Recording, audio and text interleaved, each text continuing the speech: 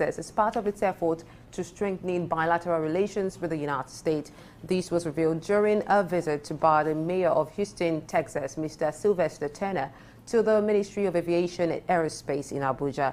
The Permanent Secretary of the Ministry of Aviation and Aerospace, Dr. Emmanuel Maribol, emphasized the administration's openness to investment, tourism, and enhancing existing bilateral ties with the United States. He stated that all necessary modalities for the bilateral air services agreement to facilitate direct flights to Houston would begin once new ministers are appointed and deployed. And in response, Mayor Turner highlighted the goal of building stronger ties between the United States and Africa, with Houston being a significant hub for the Nigerian diaspora and Africa's second largest urban trade partner in the U.S. And in a show of dedication to foster unity and inclusivity within the country, Nigeria's House of Representatives has set up an ad hoc committee to request the Federal Character Commission, FCC, to provide details of appointments made by federal ministries, departments and agencies from 2015 to 2023 during the administration of former President Muhammadu Buhari. The motion, titled "Need to Compel the Federal Character Commission to Diligently Discharge its Constitutional and Statutory Mandate and Responsibility," was presented by Paul Namchi during the plenary session. The resolution comes as a response to concerns over perceived imbalances in appointments that may have favored specific regions at the expense of others. And despite the FCC's establishment 28 years ago with the aim of fostering national cohesion and equal opportunities, there have been growing concerns about the Commission not fully fulfilling its constitutional and statutory responsibilities. The National Assembly granted the committee 4 weeks to submit its report. And away from that, the world record holder in women's hurdles, Nigeria's Tobi Amusan, has been placed under provisional suspension by the Athletics Integrity Unit, AIU, for missing 3 drug tests within a 12-month period. The AIU made the announcement via their Twitter account on July 19, 2023. According to the AIU's regulations, missing tests within a 12-month period constitutes an anti-doping rule violation, which can result in a suspension of 2 years. However, the duration of the suspension may be reduced based on the degree of fault involved. But Tobi Amusan, while addressing the charge on her social media platforms, claimed to be hale, hearty and clean, expressing her intention to contest the allegations with 3 arbitrators. The disciplinary tribunal will review Amusan's case, and the AIU assures that a decision will be made before the start of the 2023 World Athletics Championships in Hungary. Away from Nigeria, the World Health Organization, WHO, has raised concerns about a batch of cough and cold syrup sold in Cameroon, saying it was found to contain a high amount of the toxic contaminant diethylene glycol, reaching up to 28.6%. The syrup, marketed under the brand name Nature Code, displayed a packaging label indicating it was manufactured by a company named Franken International from England. But the UK health regulator confirmed that no such company exists in the country, prompting further investigations into the product's origin. To this end, WHO has launched inquiries to ascertain the source of the potentially harmful syrup and if the product has authorizations in other countries, its distribution channel, and potential impact on public health. And now the Russian President Vladimir Putin will not be attending the upcoming BRICS summit, which is expected to take place in South Africa next month. This announcement comes despite South African President Cyril Ramaphosa's statement that any attempt to arrest Putin would be a declaration of war on Russia after the International Criminal Court, ICC, earlier declared an arrest warrant on Putin if he attends the summit. Russia's Foreign Minister Sergei Lavrov, however, would attend a 2-day summit in his place. President Ramaphosa described Putin's agreement not to attend as a mutual one after several consultations on the summit. This decision was met by different reactions as some Russia supporters blame South Africa for not supporting Africa in the face of mounting pressure from the West and their allies.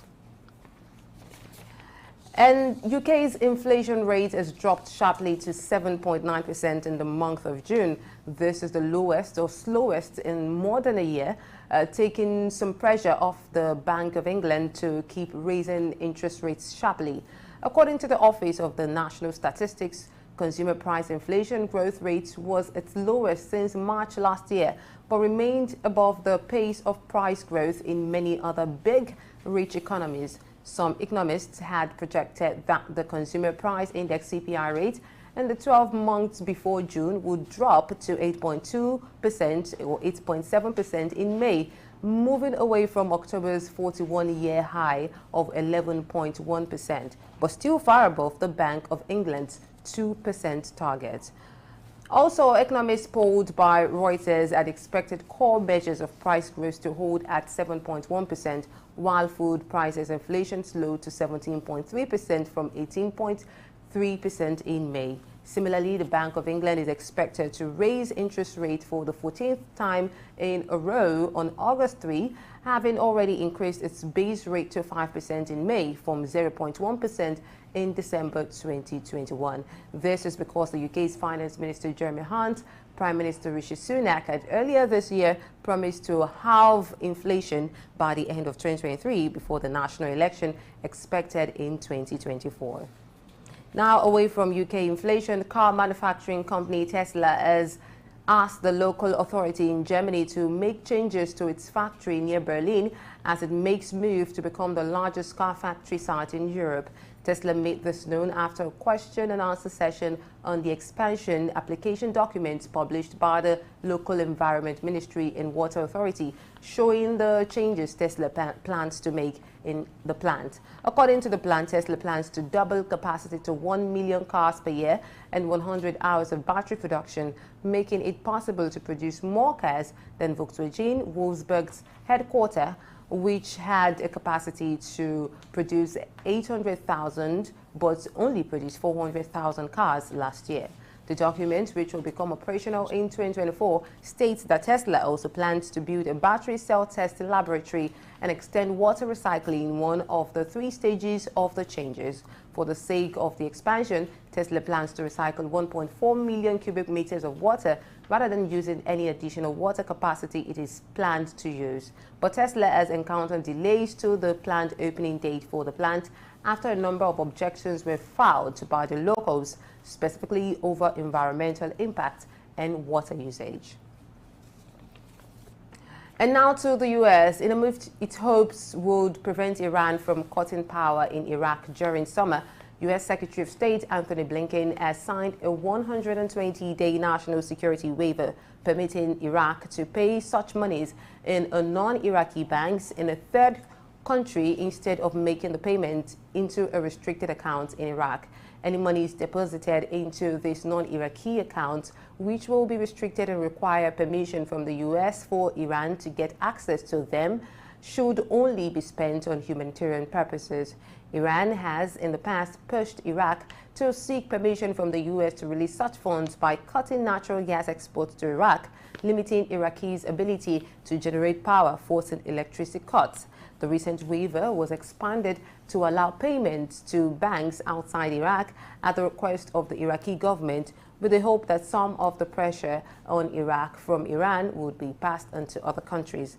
It is, however, not clear if Iran would reduce some of the pressure it puts on Iraq. But Iran's mission to the United Nations did not immediately respond to requests for comments. And U.S. Envoy John Kerry is in Kenya for a 3-day visit to revive the relationship between both countries on tackling global warming. While speaking with the Chinese Premier Li Qiang, Jerry said the situation could get worse this summer, stating the report of a weather station in China's northwestern Xinjiang region, which recorded an all-time high temperature of 52.2 degrees Celsius. On his part, Li noted the severe climatic changes facing China and other countries. He urged developed countries to take the lead in cutting down on carbon emissions and meeting their commitment to provide climate financing to developing countries. While admitting there are challenges being worked on, Kelly described the meeting as a very constructive, pleasant one. He said it's hope so it will achieve a pleasant result in the nearest future. And with that, we wrap up today's news update. Thank you for watching. Tune in tomorrow as we bring you the most recent news and stories of importance. Follow us on social media for more news and stay tuned to Early Exchange for more updates. I am Olaoluwa Awe. Thank you.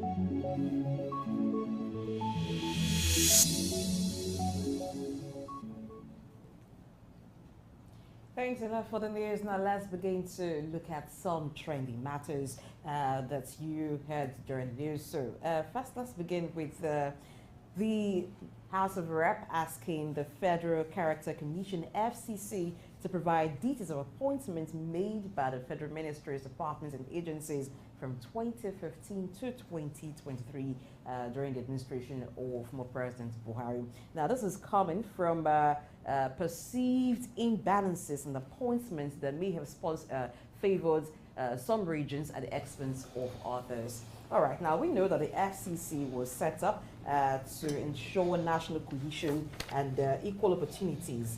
So, but asking that the Federal Character Commission go back to 2015, between 2015 and 2023, looking at the employment of people into the federal ministries and departments, how they were employed, to check if there was any sort of imbalance in terms of opportunities available to different regions. Is that the way to go, or should we be looking ahead, encouraging or mandating the FCC to live up to its obligation? Okay, thank you for that. While I believe that we should look ahead, sometimes we have to learn lessons from the past. The past can't be separated from us entirely. We shouldn't dwell on the past to the point of taking negative action, but it doesn't mean we cannot dig deep into the past and see what we got wrong. The whole idea of the Federal Character Commission was to foster unity, to give an impression of equal representation, because perception is very key here. So if the lawmakers now feel, okay, we should probe what has happened in the last 8 years, not really with a view to manhunting anybody, but essentially to see where we got it wrong, if we did as a nation, and see how we can correct it going forward. Because if one region feels underrepresented, we're going nowhere, because we'll rise by lifting one another. Okay, we're not alone on the discussion in the studio. We have with us Idahosa Osamanzi, who is always with us for this segment of the program. He is the Director of Policy and Research, African Development Study Center, ADSC. Idahosa. Good morning. Blessing, good morning. And good morning, esteemed viewers. So we're peeling back what has happened in the last 8 years with respect to the FCC. What's your take on that? Well, I think it has become a tradition now that every National Assembly want to just prove a point. And don't also forget that the administration of former President Muhammadu Buhari was accused that appointments were skewed towards a particular region to the detriment of others and violation of the principle of federal character. And of course, the regime or the administration didn't come out to say whether this was right or true, but there was a whole lot of silence, and which was characteristic of that particular regime. So I think looking at, taking a look at what has happened, is to say many of such exercises have been done in the past, and we really do not see their outcome. What happens is at the end of the day, you find out that some people were, I see balance, are you going to reduce the workforce, sack some, engage new more so that you can balance up?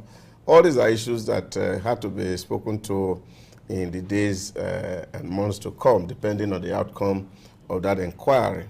But what is pertinent, and this is actually very fundamental, is the recklessness and the lawlessness of those who are in position of power, especially in public service. Many recruitments are done behind doors. And these have been a very massive issues in Nigeria. And once that is done, you cannot actually be able to meet up with the provisions of the law that says that there must be a balance between the regions and in terms of appointment or recruitment into public office, so that everybody can have the sense and feeling of belongingness.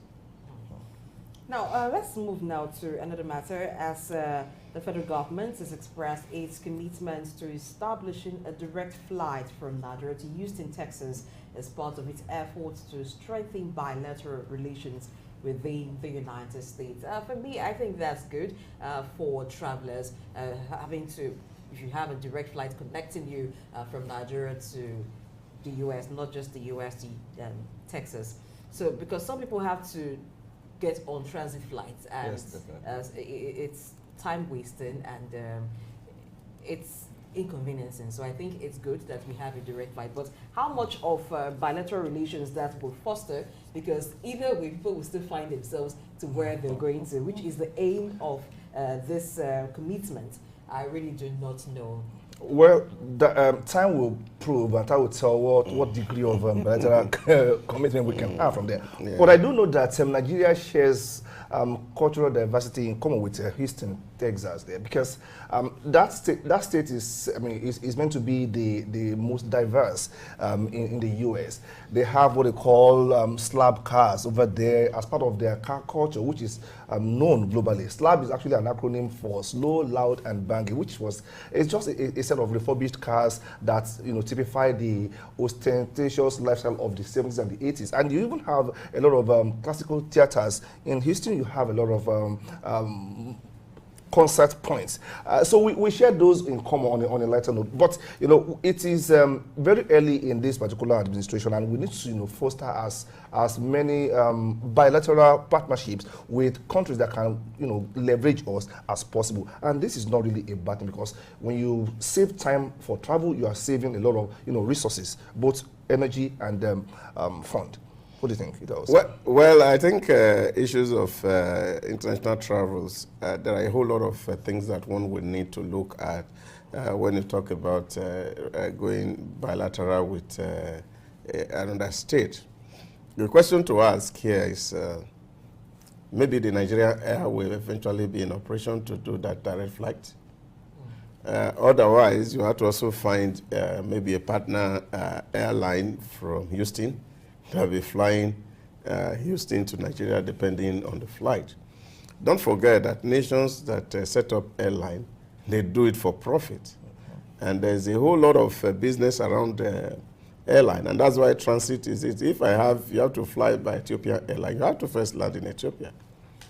Because the whole idea is not just for you to carry a passenger and fly, which may not be as profitable. It's also to see that you are able to touch down, spend like 1 hour around the duty free and make some purchases and add to the economy of the country. Okay. So if you're going to enter into a bilateral relation with Houston, then of course, probably we're talking to their airline that will be able to take us straight from Houston to Nigeria. But I don't think it's something that you can just say we are doing bilateral relationship and then of course there's no concrete plans on the ground to see how we can get our airlines to, the national airline to be working, all our domestic airline to be able to also meet the quality standard that those airports will require. See, these are two things. So you can have local airlines that are doing well here, but will the aviation authority in those countries allow our own local airline to operate there? To operate there.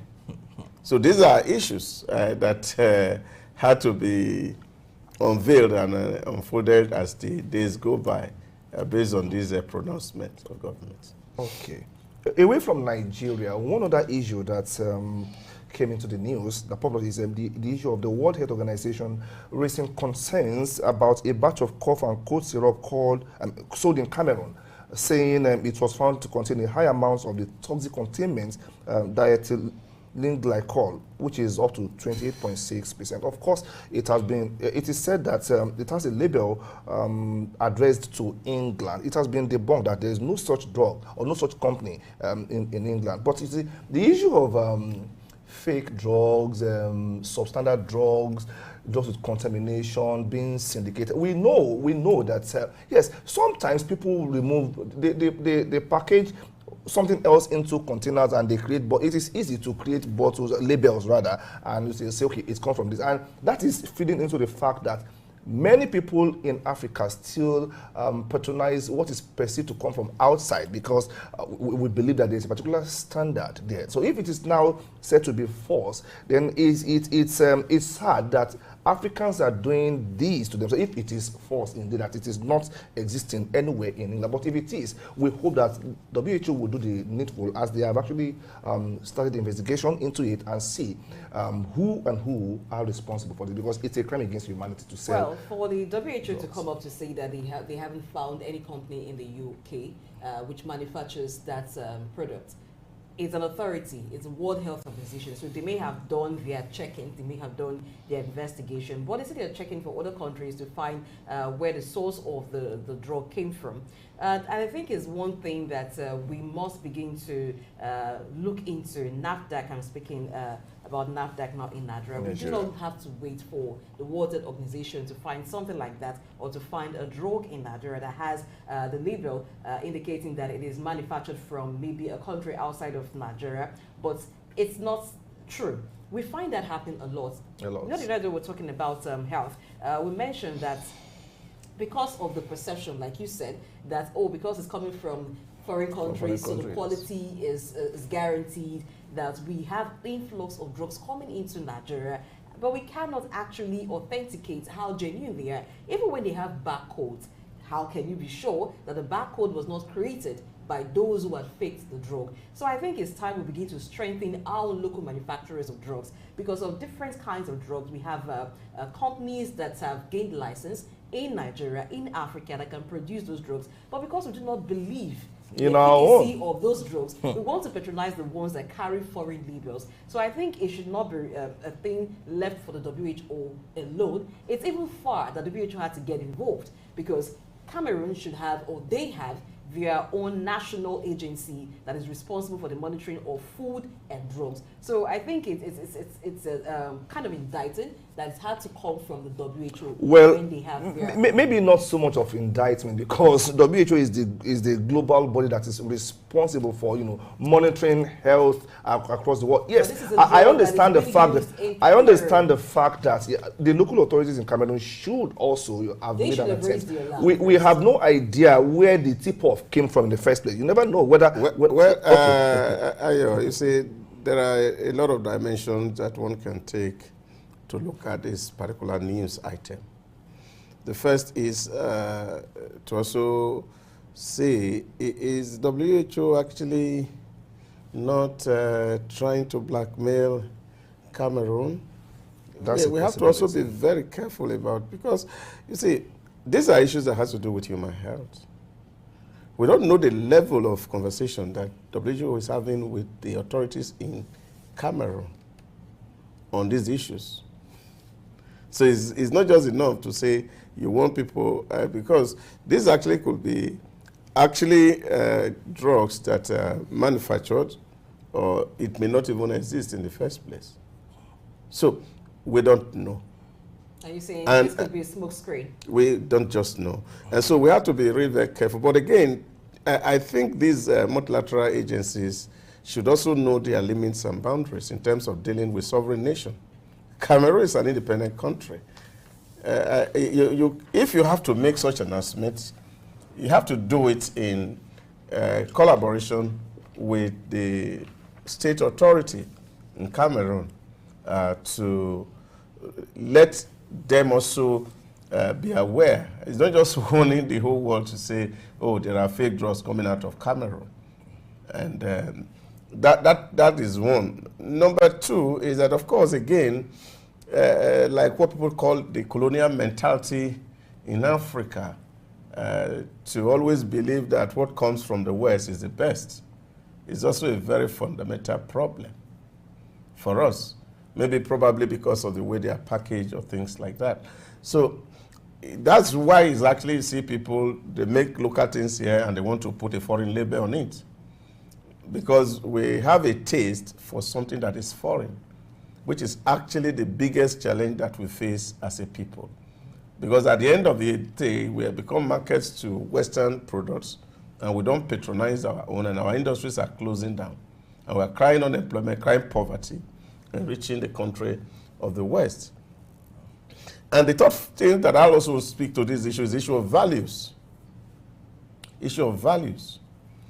In Nigeria here is very prevalent. Incidents of fake drugs. People who sit in their room, produce Coca-Cola, produce all manners of things, and push it into the market without conscience.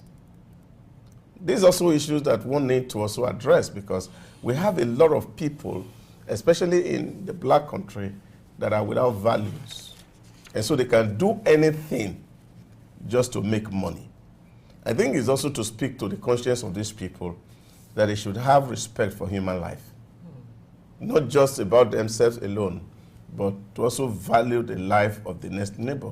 But the truth is that you actually don't know who the victim will be. It could actually be your mother. Exactly. It could be you. Yes. You could end up consuming what you push to the market because it gets circulated. And I think for the few of them that get caught in the act, the authorities should do the needful. When justice is not seen to be served, it doesn't act as deterrent any longer. You just get to hear, okay, they've busted a particular drug cartel or a fake product cartel somewhere, and after that initial announcement, nothing is said about it again. So that is just it. Okay, that is the much we can take on this segment of the show. Of course, it is still early exchanges.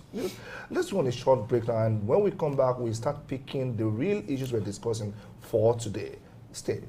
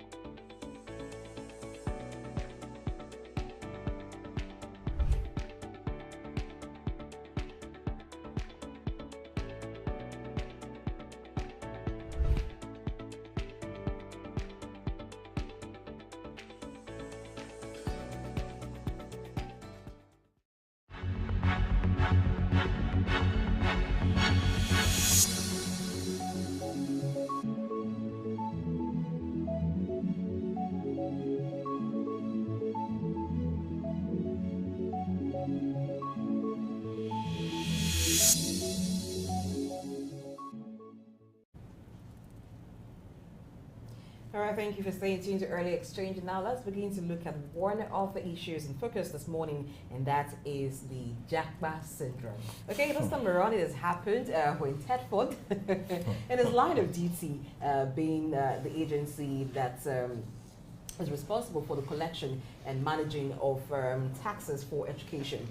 So in support of human capital development, it decided to sponsor some Nigerians abroad for higher education. And so after the study, 137 students sponsored abroad absconded. And so the executive secretary of the Tertiary Education Trust Fund, Sonny Achunu, says over 137 students sponsored abroad by the fund absconded. Now, he spoke about this before the House of Representatives ad hoc committee, which is investigating the alleged mismanagement of 2.3 trillion naira tertiary education tax by TED Fund.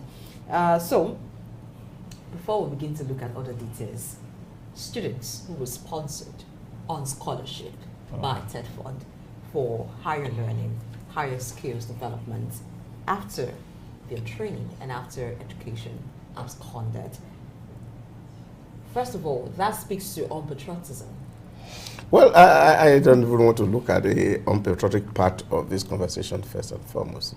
The issue is actually to ask is, what part of the act setting up TED Fund that even empowered them to, number one, be involved in scholarship, and not just scholarship, but also sending Nigerian students to go study abroad? This for me, that can be explained really. No. See, there's no need to explain this. There's no need to explain this. You cannot be crying on the one hand that you have a school system that's decaying, and then you are funding a foreign school. That's a contradiction in terms. If you want to give scholarship, let them go to universities in Nigeria and let the money remain in Nigeria. This is capital flight. We have no business sending except that you say that these people are going to go obtain a special skill. I was about making that point, really. Yeah, but this is the real issue. What exact skill that are we feeling? Except that we just have people who get into office and then you take all the whole power to do what you feel you can do. Now look at the act that set up TED Fund, for example, and the functions which they are supposed to perform. One, provide physical infrastructure for learning. That's one. Number two, invest in teaching aids for the university. Number three, fund research and publication. Number four, help develop academic staff of the university and any other function that will help the university system in Nigeria, the institutions in Nigeria, to develop. Where does scholarship fall in here? ASU on the one hand is protesting that there's decay in infrastructure in our universities.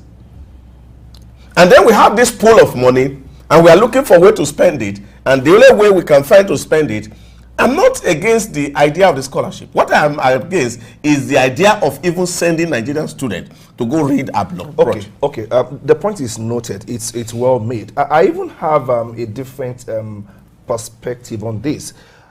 Why are they now crying out? Is it because they are being investigated? Because I don't want to believe this is the first time they are sending students out and they are not returning, yet they keep doing it.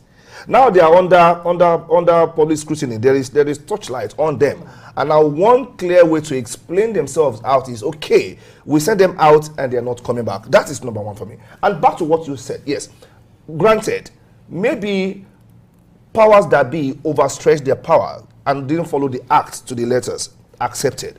But what about the consciousness of the students themselves? You were sent out with taxpayers' money.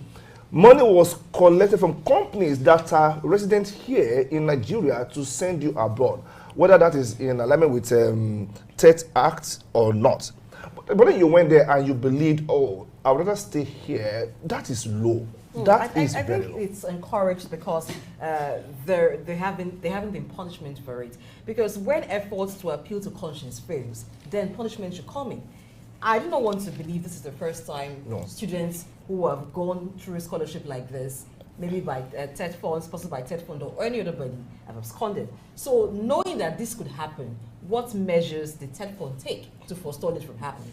And since it happened, what have they done to ensure that the persons who absconded are brought back or made to pay back? It's easy. You know, John Adams says that to expect self-denial from men who have majority in their favor and consequently the power to self-gratify will be to disbelieve all histories and universal experience. John Adams made that particular remark in defense of the states. You see, what is here is that we know our issues, we know our challenges. Even the ones that are trained here, they are already traveling abroad. Now, you send people to go and study abroad. And this is why, of course, this probe, I'm really interested because we need to see the real, what is going to come out of this whole thing. Who were these people really? Are they faceless? And how did they qualify to Yes. So what's the procedure for selection? Because it's assumed that if it's tech fund, because the ask is okay, it's expected that these people were supposedly to be lecturers. Exactly. Or you have kept in space for them to develop them and open up an entry into the public universities. Is that a purpose? Because we all need to know all these things. And I think we should get to be dealing with these issues of lawlessness, that people cannot stick to rule. And this is the real big challenge. It's not just third fund. And this applies to all government agencies. Money is allocated. They only prioritize things that will be of benefit to them, not to the generality of the Nigerian populace. And so that's why you see, because they said, oh, the budget year is ending, they'll be looking for things where they can spend money. Because another year, another budget is going to come. Again, speaking to the conscience of people who have to manage public fund. For God's sake, I think that we should begin to speak to the consciences of young and old, that people should know that when people are investing resources in you, that you have the onus and the responsibility to pay back to the state. But what are the factors that could make people not listen to conscience? But conscience, of course, will speak. But a louder voice could be speaking. What? A survivor. Survivor. The thinking that, oh, the pasture there is greener. So, Well, a survivor. Conscience does not arrest you physically. It's a silent speaker to you. It just speaks to you and you can ignore it at no cost to you outwardly. Maybe later in life when you reflect back on what you have done with your life, and you may still be able to say, oh, I regret it. And it just ends there. You regret it and you say you're sorry, either to yourself or to some people. So because there is no immediate penalty for you to disobey conscience, because your conscience is neither on your side or against you. It is on the side of truth always. They know these things, okay, and they assume that it is greener over there, that the pasture is greener. Now, even if it is greener, it is being said that it's because some people are watering it and they are nurturing the grass over there. Why don't you just stay here also? Yes, if it is everything that looks green is being nurtured, not just by nature. There's no green grass anywhere, and I think people just water their grass and so they make it green. Yeah, but you see, to answer the question of issues why people ignore conscience, is the fact that we have never believed in this federation. And that's what has given rise to this issue of the national cake. People see it as their right to at least have a bite of the national cake. So, in this rat race for national cake, anything that gets into your hand, you can quickly grab and run. I said this somewhere. Somebody told me some years ago that one certain minister of education was appointed, and his community people did a reception for him in the city of Lagos. And one of the person who spoke at that event said, you know, this thing is like an Iroko tree. You only have opportunity to climb it once in a lifetime. So when you are coming down, bring down all the firewood. That will be enough for you to cook the rest of your life. And then the tree goes down. So nobody gets the opportunity. So this is the way we see national assets. So it's opportunity. And so if it's your right, conscience will judge you badly. Definitely. And especially, you look at it, there's what in psychology called the fraud triangle. You have a pressure somewhere, and you have opportunity, and then of course you have rationalization to justify it. So it's easy for you to actually go on crime without being subject to your conscience. So I have a pressure. There's a pressure here. The pressure here is I want to get work. I want to live a good life. Yes. Now opportunity comes. TED Fund had given you scholarship that I have been looking for. So it seems like Now you have looked. your prayers. Yes, of course, you have looked at past people who are stealing Nigerian money left, right, and center. And nothing happened to them. And some of them are even on play bargain. You steal 1 billion, then you can return 200 million, then live with the rest of the 800 million. So, which crime have I done to say, okay, I want to fend for myself because state had funded me? So there's a whole lot of rationalization that can justify this thing. So this is why some of all these things are happening. You see, if we live by example, I was speaking to somebody recently and he confided in me that there are some agency of government where people pay up to 2 million for employment. Really? Oh, yes. So how do they expect to recoup the money? Well, The embassy. Really? they know the agencies and they know that there are opportunities for those recouping. This is the thing that is actually fueling corruption. Because having purchased employment, now you want that person to believe that we actually believe in this nation. They can't believe it. This is why patriotism is scarce.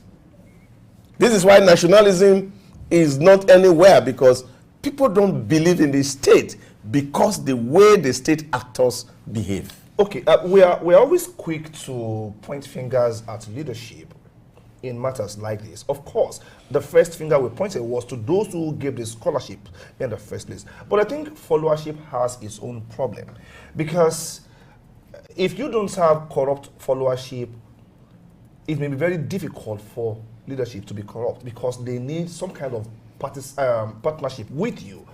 I look at it this way. Let us assume that, yes, there is a national cake. The leaders are always, coming to court. If they give you a piece of that, you have a right to say no.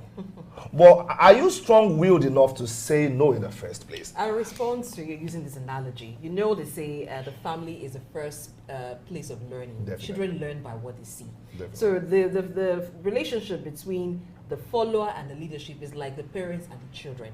What the children see their parents do, they copy. So what the followers see the leaders do, they copy. It takes very... Came back. The quotation of John Adams that I cited just Earlier. now. Yeah. Came back. The quotation of John Adams that I cited just Earlier. now was from the Federalist paper. And this was actually making a case for very strong government. Because according to Adams, if you follow up the last part of that quote, is that if we expect that human being we self-deny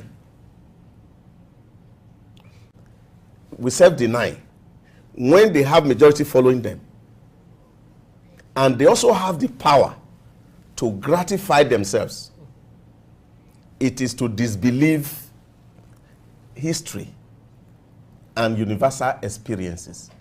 And he said, in the down part of that quotation, it is also to disbelief, revelation, and the word of God that tells us that the human heart is deceitful and desperately wicked. Wicked. That was what Adam wrote on that paper. And why was he writing this? Was to say the reason that human being naturally will not do what is right. I said to one of my staff yesterday, and I said to him, you see, to see a human being do something that is good is abnormal. It's abnormal. Because we are not wired that way to do what is good. Just like plant grow towards light, every human grow toward evil, naturally. So you have to be deliberate to put complex mechanism in place to push people back to where they should be. And to use this quotation from Lee Kuan Yew, and he said for them to be able to grow Singapore, they had to first of all remove the third world mentality from the head of the Singaporeans. And this is what we have to contend with. So you need leadership really to define what standard is. Not just by what it says, but by every word and deed. And so in Singapore, in 1959, when they were taking over government, they wore white shirt on white trouser to symbolize purity and integrity. And then the whole nation followed. Okay. I think I just have a bit of disagreement with some part of what you said. We came blank. Everybody, when you said human beings move towards corruption or towards what is wrong or something like that, we all came to the world blank. No child brought a biased mind. What you feed your child from infancy is what he will grow to be. Train a child the way he should grow, and when he grows up, he shall not depart. But the real issue is this. We struggle with the G times E factor. You are genetically wired up to come blank by nature. But then that's Western philosophy. But no. But no, it is real, because we see it every day. If you bring up a child in, for instance, Victoria Island, you train him for 10 years. Look for a child that was trained elsewhere that I would not mention for. You keep using the word. I am not trained. I am not trained. Because you see, because the issue is not about training. Sorry, let me give you. Can I just land on this? One small instance so that you can understand the point I'm making. If you give birth to a new child, just born from the hospital, breastfeeding on the mother's breast, look at that child, bites the mother's nipple. What happened? The child looks at you and smiles. Now, if you smile back, it's an acceptance. That is it. Now, if you spank that child, it won't happen again. Now, this is the training. Who taught the child to bite? It's wrong assumption for somebody to tell you that we are born without mind. No. Nobody is born tabula rasa. People are born with a nature. And you think the nature is evil nature? That is evil nature. In short, that's why the people of the book calls it the Adamic nature. And I think that's what J. Adams speaks to. The Adamic nature in man, the natural tendency to do what is bad. So how then do we correct this? Because it will still happen. Yeah, but that's where leadership comes. That's why they say, spare the rod, you spoil the child. Essentially. So it is the duty of the leader to whip people into line and into order. So people cannot naturally on their own be just good. I agree with the philosophy of John Adams. People cannot on their own naturally have to be good. So you must put mechanism in place to make people behave. The real reason why you see some measure of decency in some of these Western countries we talk about is not because that they are wired and they are naturally good. It's because of the sense of punishment that comes with violation of rules. It's weak here, and that is the reason why a lot of people cannot obey rules. if you commit some crime somewhere, you know the gravity of the penalty that you will get. Crime is even far. In the Western world, you can't just feel pressed and bring your and begin to use yourself. You will press the press till you get to somewhere safe. Yeah. But here, but because you know that if you do it, there's a consequence. Now here, people do terrible things and they run away with consequence. This is why this thing is festering. There was a time in one of presidents, they were asking in those former regimes, and they said, look, this person is spending these billions of naira to do travel. And the response was that the woman was very busy. Today we can see that even one bra costing almost $10,000 on diamond. One bra that a woman will wear because she's a very busy person. See, these are the justifications. And this is the real reason why a lot of people are getting into crime. If we as a people must get a saner environment, leadership must be by example. Okay, so let's look at human capital development, because at some point, people will be sent to acquire skills. Definitely. Outside the shores there of are exchange Nigeria. programs. Yes, so how do we ensure that they return and then transfer the skills? How do we make it attractive to them, aside for setting up, putting up measures to make sure that they are penalized if they do not return? In the first place, what are the conditions of their going? Because we allow room for escape. You see people being sent even on local scholarship, I mean intra-country scholarship, and they say they are on bond. They just put on, what they call bond is just that red seal on their letter. Ma'am, you're on bond. You come back and work for us for 5 years and you can go anywhere. Some don't come back. Be brought back if they try to, run away. Yeah, but I think it's a very simple fact that the real issue that is a festering corruption that is in almost every place. That's actually giving room to this. It's not that these people cannot be tracked. They are on Nigerian passports. They are on Nigerian passport. Wherever they are, we can track them. It's possible to be tracked where they live. You see, the real issue is that there's always somebody somewhere that can take some things and turn his eye the other way. Definitely. That's the challenge, really. That somebody come and said, oh, you know that this person is a criminal, but he comes to you, you turn your eye somewhere and just allow the criminal to go. This is a problem we face, and that's why I started by saying the whole issues are issues that surround the value system of our people, and I think that's what we should all be speaking to. One of the things that has actually made this conversation very, very difficult is the fact that the older generation always feel that the problem is with the younger generation. And that's why it's very difficult to preach. You are a thief, and you are telling your son that he should not be a thief. He knows how much you earn, and he knows the kind of luxury that you are enjoying. And then he has to be able to explain and account where those gaps are coming from. So this is a real problem. So I think we who are of the older generation should be apologizing to the younger generation that we have failed in terms of values, and not to moralize our evil behavior. And I think that's the biggest problem that confronts us as a nation. I think I want to agree with you on that.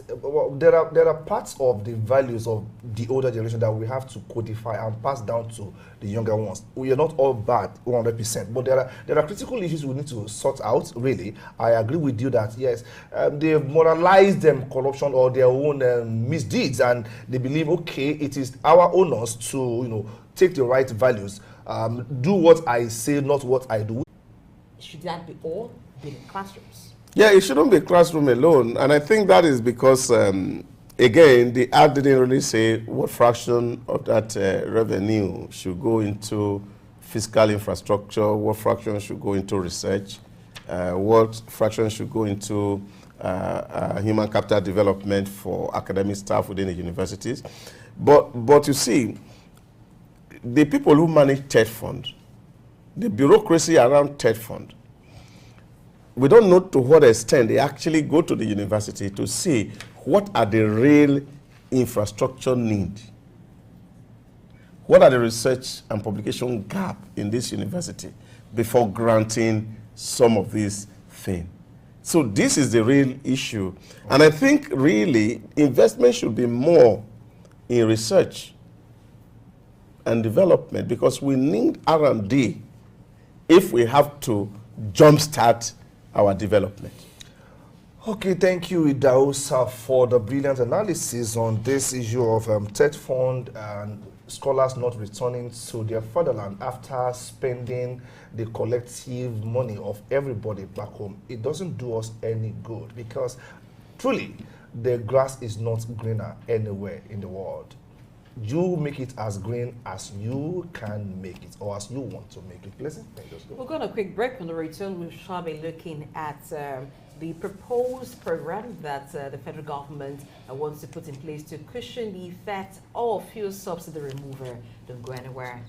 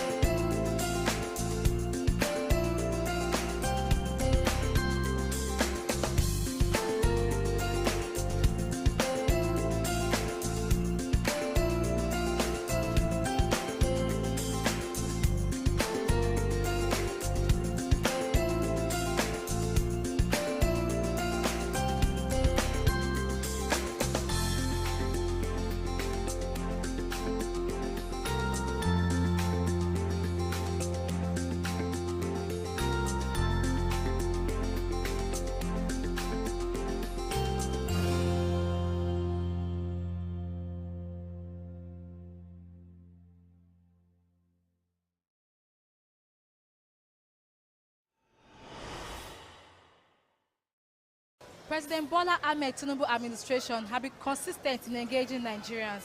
However, the recent policy of providing 8,000 naira cash grants have faced public criticism.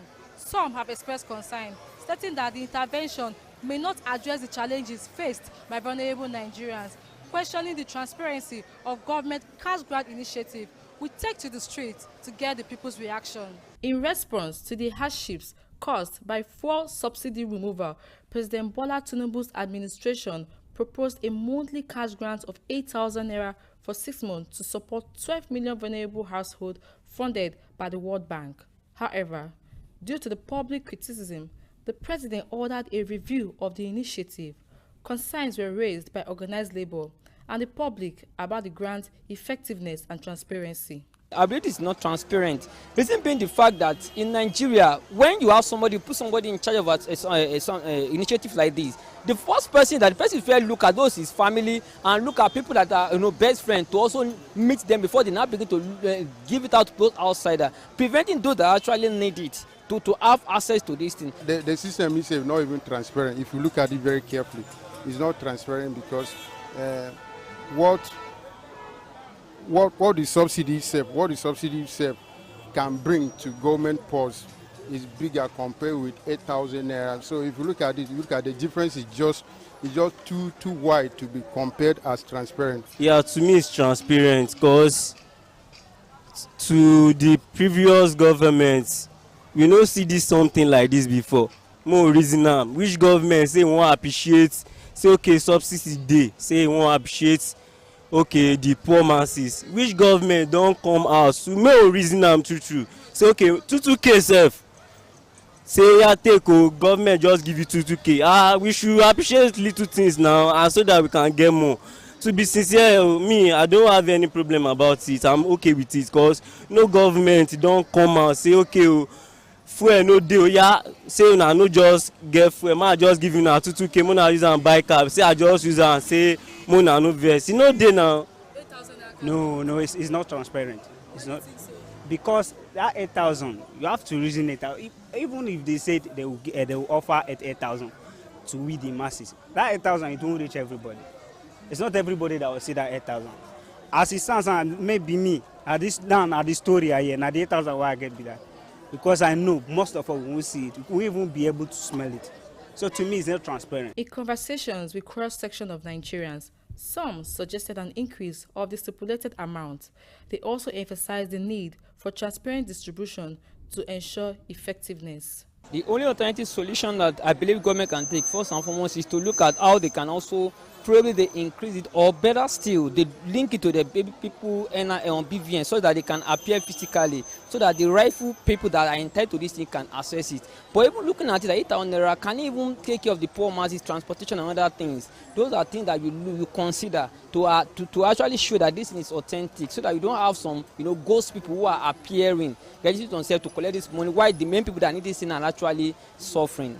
I would say they know they can do more than this, they can do more than that, but as you can see, like, they don't really care about us. Like, it have been years and years and years I've been hearing about this. Like, because even though they say, I believe that Nigerians, they won't believe it because we have not been seeing it. Another respondent advised that Nigerians be patient with the new government economic plan while encouraging them to support the initiative. He also proposed that the government directly make a single transfer of the total fund to the vulnerable Nigerians instead of distributing it in installments for 6 months. We just have a new government in place right now, and the new government just took over. Are you getting me now? Now, which is our new president, Bola Ahmed Tinubu, Mr. No, now he's going to put everything in place. You understand? They should just give him time. Like when he was a governor in Lagos State, we all know what he did. Are you getting me now? So you don't expect somebody to just come in now and start doing magic. You understand? But I'm very sure Nigerians should just remain calm. Everything will be all right. President Tinubu's administration, since inception, has often engaged Nigerians, focusing on their welfare and security under the Renewed Hope agenda. While some view the cash grant as a welcome initiative, others are uncertain about its impact. Chamaka Opera, SIC News.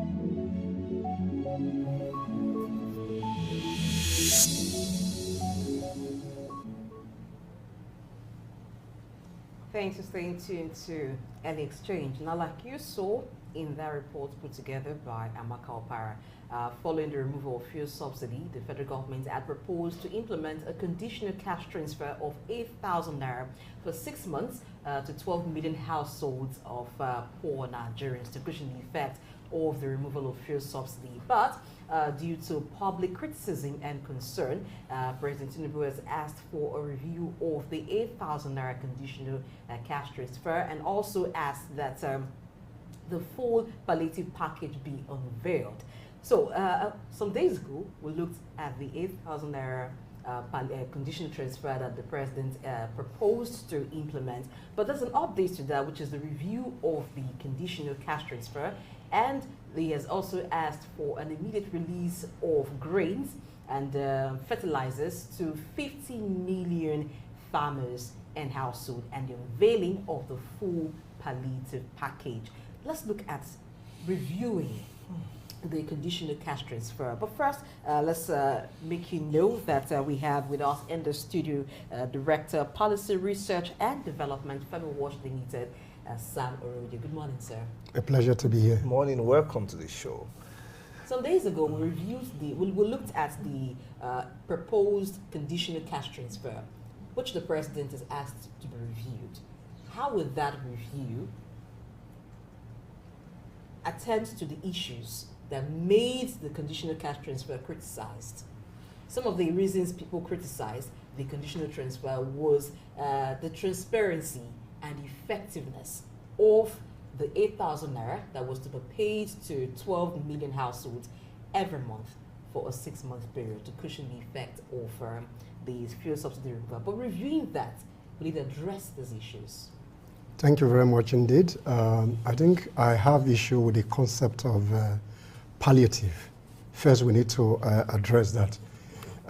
Palliative is actually a medical jargon that you give to people to reduce their pain without necessarily looking at the symptom that occasion the pain. So that established the fact that the word palliative is a word that we must avoid, particularly in the media. It does not represent the people that you want to cater for or take care of. So therefore, the concept actually is social intervention. And if I answer your question in specific term, to what extent is the 8,000 naira that is subject to review, what impact will it have on the vulnerable and the very poor Nigerians? Those are the critical questions that we'll be addressing. I think for me, beyond the cash transfer, there are other social interventions that the government need to work in addition to the cash transfers that has been proposed, like transport vouchers, meal vouchers, that will cushion the effect, particularly for the poor people in society. So the review is a welcome development, but for me, 12 million households compared to the number of people that are above the or below the poverty line is a question that leave much to be desired. I think to be a president of Nigeria at this point in time is quite daunting and challenging. Of course, people will say nobody becomes a president by accident. It is by design. You campaigned for it and you got it, but it is assumed that you understood the implications and the enormity of the challenges that are ahead of you while you were campaigning for the post of Nigeria's president. Why did I say it is daunting? How do you really assuage people's feelings? You spoke about semantics, palliative, intervention, they are still the same. Essentially, people are groaning. Just yesterday, we read in the papers that the price of fuel, petrol, has risen to over 617 naira. And 17 naira. And yes, you may be telling the populace that calm down, at some point, things will normalize. But like we said, before the forces of demand and supply take hold of the market and bring down the price, people must continue to exist. And there comes the issue of how do we make them feel a bit relieved? Yes, it's a temporary succor that is coming to them, but then, in the meantime, they should have some form of comfort. And that would assure them of our bigger intentions to do something more meaningful. That said, okay, now, the rationale behind distributing fertilizers and grains to 50 million farmers, what is the rationale behind this? Is this even a step in the right direction? Because it has been said that in the past, the bulk of our so-called agri policy is about fertilizer and grains, as if that is the only thing we do in agriculture. How do you justify this at this point? I think, well, that's a welcome development. The challenge is that whether the fertilizers and whatever intervention that the federal government has put in place, whether it will get down to the beneficiary. That's the subject matter in terms of the execution. Policy pronouncements are very good, but execution has always been the challenge. So going forward, the president must put some safeguards like monitoring of these incentives that are being pushed to the farmers. Otherwise, it will be like any other policy announcement that has little or no impact on the people that are being targeted. So what kind of support or assistance should follow up the distribution of grains and fertilizers to farmers? Because like Ayo just said, giving grains or distributing grains and fertilizers to farmers, that is not all it takes to improve on food production. So what kind of support or assistance should these be backed up with? Normally, for those who are specialists in agriculture, there's what they call extension service. I think the government really need to enhance on the extension services so that the issues of the farmers are addressed critically and results are seen in that sector. In addition to that, who keeps the registers of the farming community? To what extent are those data supported? Who get what? These are the issues that we need to address. Okay. Still on the issue of this palliative, we do understand from Mr. Adelake's speech yesterday that, okay, other parts of the palliative measures will be revealed in due time, because we speak as if it's only food that is the major concern of Nigerians. Of course, that is key, because once you take care of feeding, for most people, the rest is more than easy. half of the problem. But you mentioned we have transportation challenges, we have housing challenges, we have people can't even afford to pay school fees for children. So even send them to school, whether public or private, is a problem. Now that we don't have an idea yet, as at this moment, what other components of the palliatives we are to expect, how does government now even intend to ensure equitable distribution of the ones that have been released? Because you hear 50 million. How many farmers do we have in Nigeria, and what is the ratio of 50 million to the number of farmers? If it is true that over 70% of our population is engaged in one form of farming or the other, how do we even ensure that these particular grains and fertilizers reach the right people? What are the modalities for distribution? I think there's what you call the National Social Safety Program. First, what is the data? Who are in those social safety net register? So that's the beginning. We need to review that. The Ministry of Humanitarian Affairs and Disaster Management equally need to give us the register that speaks to the cash transfer. Then we need to appoint people from civil society organizations that will help to monitor the distributions of those social interventions. And I still really strongly believe that the word palliative is a bit negative. You give out certain things that are like sedative that doesn't really cure the sickness. So what is important is that government must improve on social infrastructure that reduce those negative impacts on the society at large.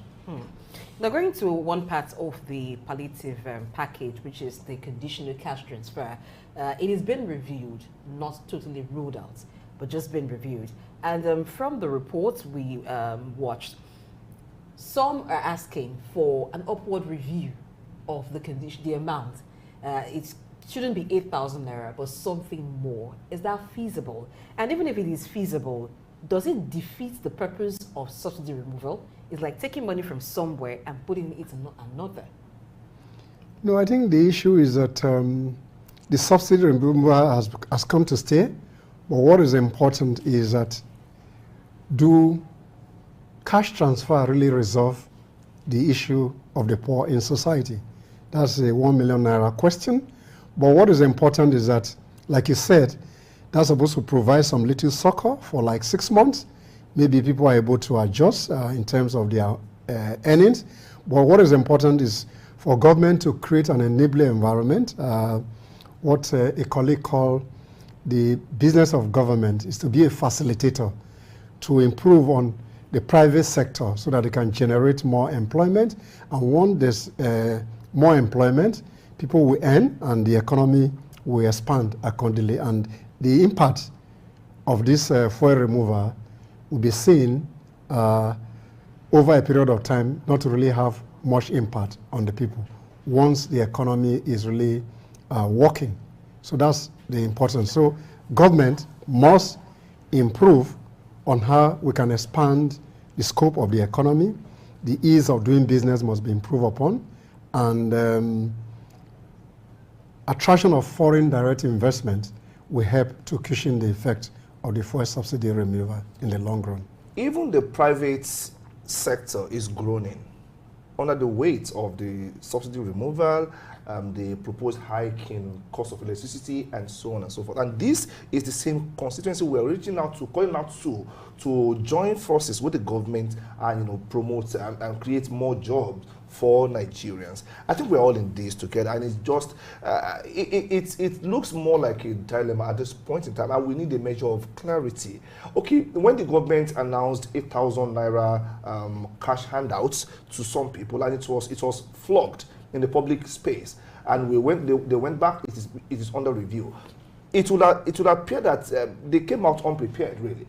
Because one would have expected that the government has done enough thinking about this before they even came out in the first place. Okay, people say going back to review is a way of showing that you are a listening government, essentially. But I think we need a bigger measure of clarity on how to go forward. We can't be seen as a government to be confused. And essentially that is what most people are seeing these days, confusion everywhere. Well, to respond to that, excuse me, I do not agree that it seemed like the government is not prepared. Now, even if you have a roadmap of taking people to a particular place, they are the ones to get there. Definitely. So you need to ask them at some point, or even if you are the driver and say, I'm going to take this route, they are the ones who are going to travel on that journey. They can say, no, we think this road will take us better, and it will be easier and cheaper for us to get to our destination. That you're the one who's going to drive the vehicle doesn't mean you shouldn't listen to the passengers on board. So that is what this is. The government proposed a plan, and from feedback it is getting, it doesn't sit well with a lot of people. So as a listening government, the government says, okay, let's review. And suggestions are coming in. You just watch the report. Some say they want the cash, the conditional cash transfer, but they want it reviewed upwards. So the government is taking note of that.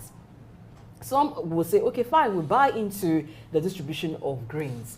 Government says, okay, we'll do that. And so they haven't unveiled the complete plan. So to say that the government is not prepared, that's not, I do not agree with that. You would have been right if there was no plan. 1 month after subsidy removal, 2 months, people are still groaning, then you can see where is the way to go right now.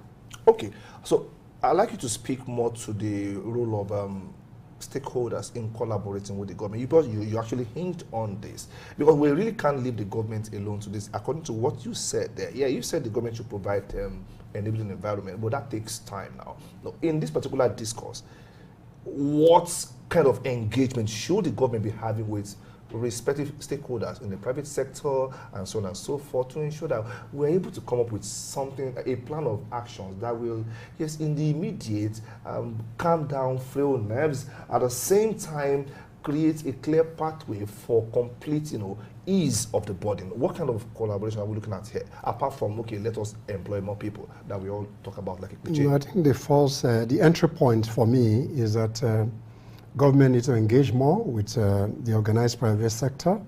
They need to have a greater collaboration with trade union. They need to have a greater collaboration with civil society, who can be a kind of accountability partner that will help to monitor some of those disbursements. Then 2, we need to have the social register in the public domain. Who are in the social register? That is very critical, and that we elicit trust in what the government is doing. Therefore, local governments, state governments must be involved in this issue so that we can guarantee some level of transparency going forward. And I think collaborating too with associations and groups that are connected with the target of this palliative program will be good.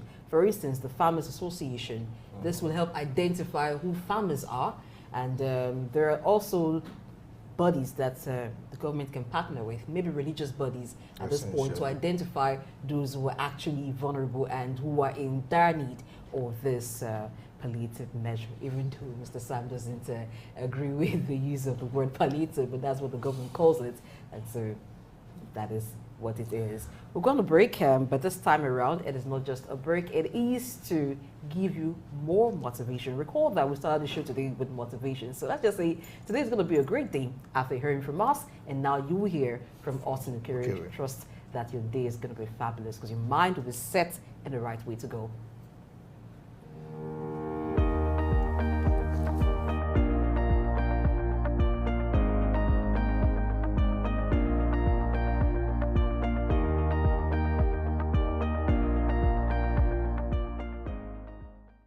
This afternoon, I would like to talk about a touchy subject and an experience that I had. And that touchy subject is really about the etiquette of the lady's handbag. I went for a function at a friend's house, and there were quite a lot of people. And as I arrived, most of the chairs were taken. I spotted a chair that I made a beeline to. And as I got there, there was a lady sitting beside that particular empty chair, and there was a handbag on the chair. And I politely asked if there was anybody sitting on the chair. Was it reserved?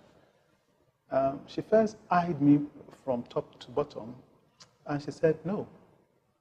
So I was expecting, naturally, that she will then lift her bag so I could sit down. When she did not, I politely asked, please, may I sit on it?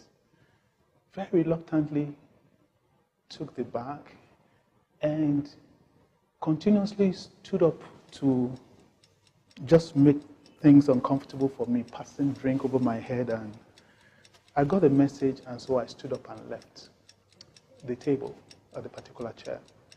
I would say this is the general, but this is not uncommon. I think it's wise not to put your bag on the ground if it's that expensive. But I also believe that it's not fair that you have a seat and reserve one seat for your bag whilst other people are standing. What exactly should be the etiquette around the ladies' handbags? Any contribution will help.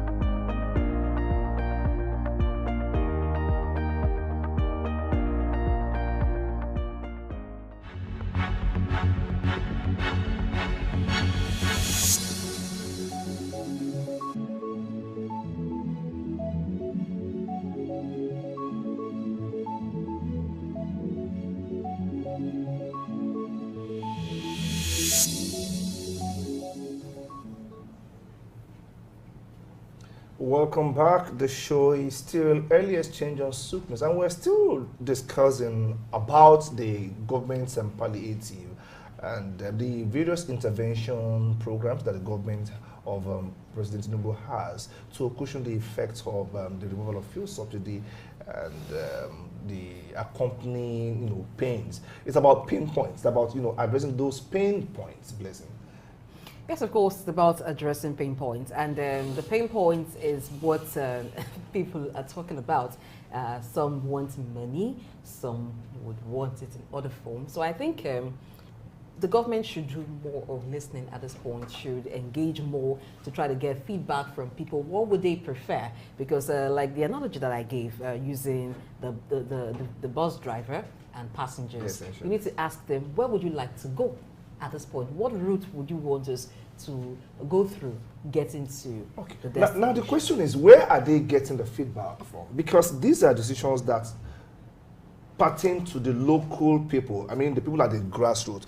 Sam mentioned earlier that agriculture should be about reaching the grassroots dwellers. You mentioned it in one of your responses there.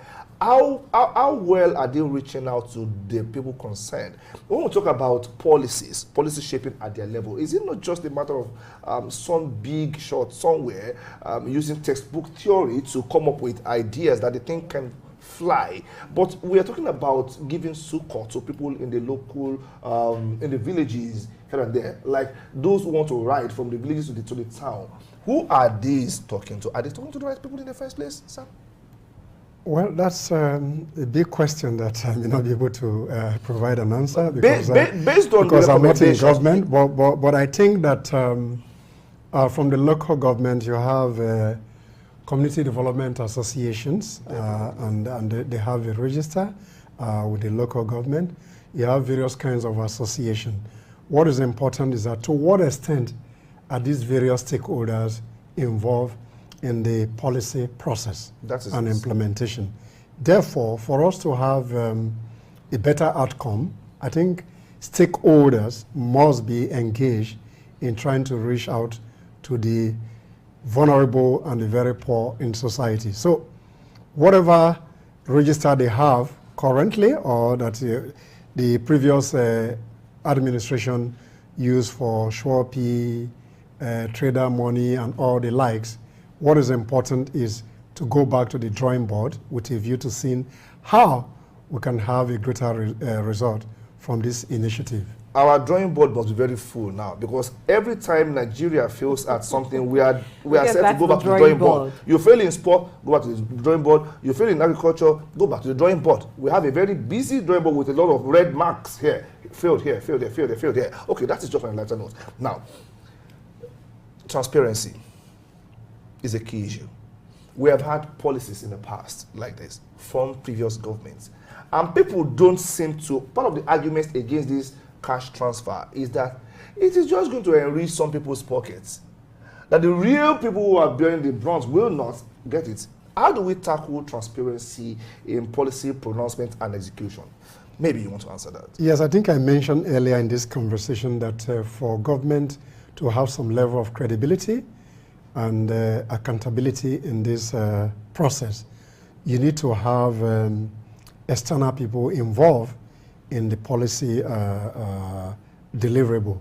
One, you need to have first-in-class or best-in-class accounting service like the KPMGs, PwCs of this world, to be able to provide certain parameters that are used, and they can do some auditing in terms of what you are giving out. On the other hand, civil societies are major players within the space. What you need to do is to involve civil society organizations in some of those execution, and they can act as accountability partner for the purpose of transparency, accountability, and good governance.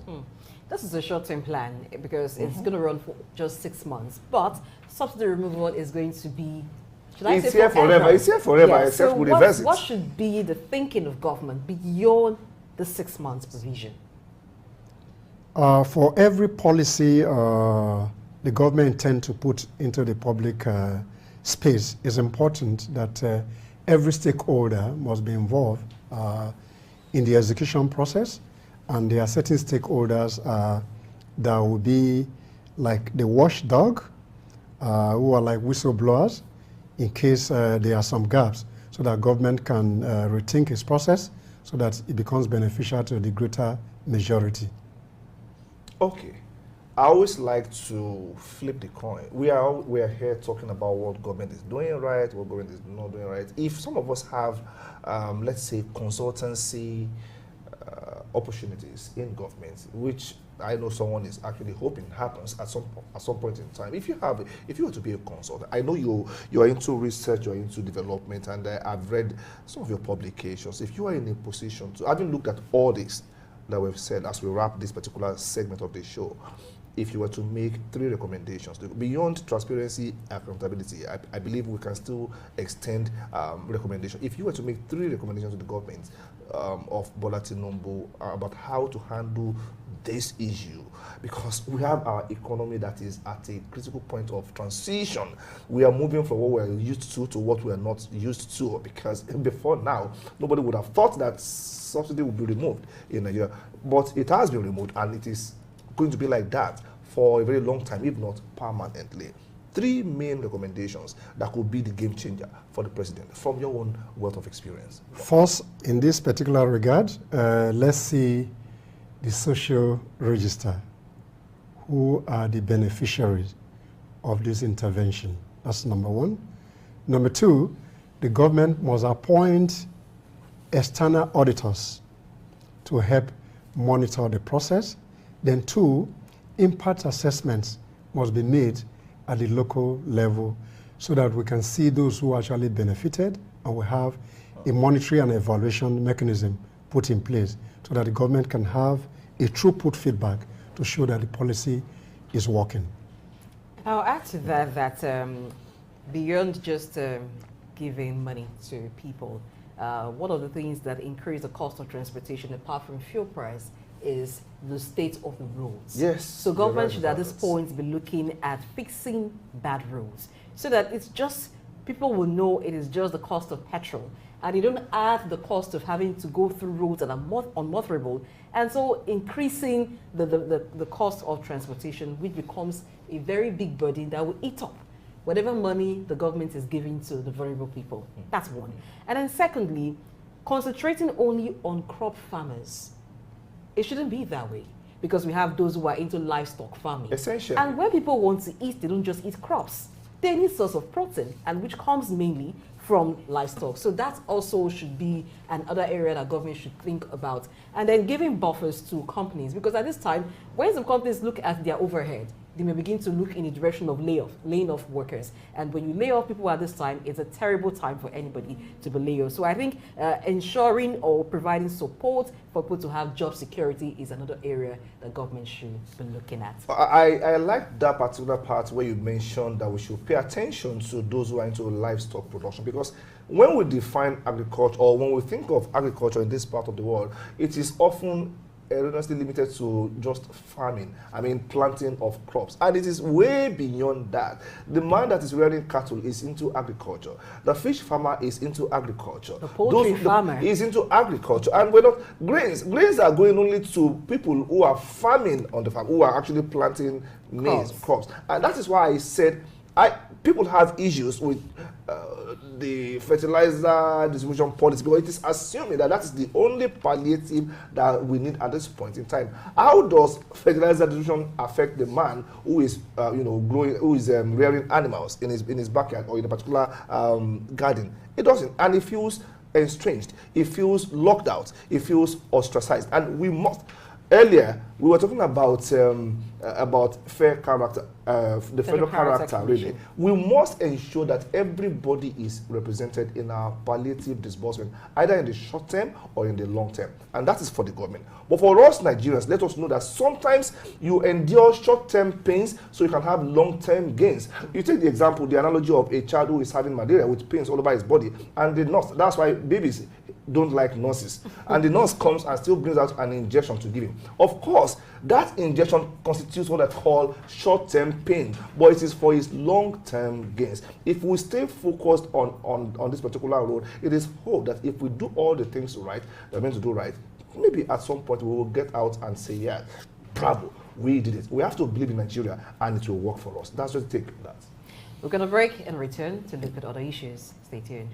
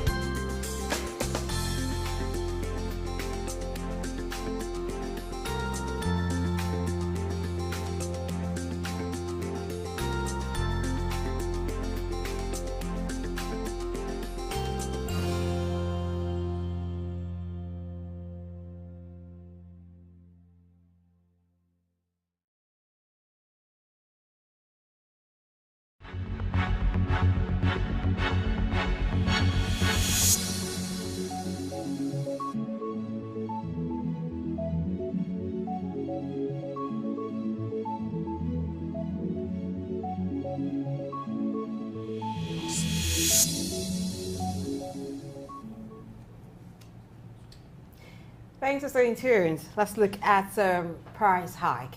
Now, there have been several allegations from different quarters that the reason we continue to see hike in price of goods in Nigeria is because of the activities of some unions and association.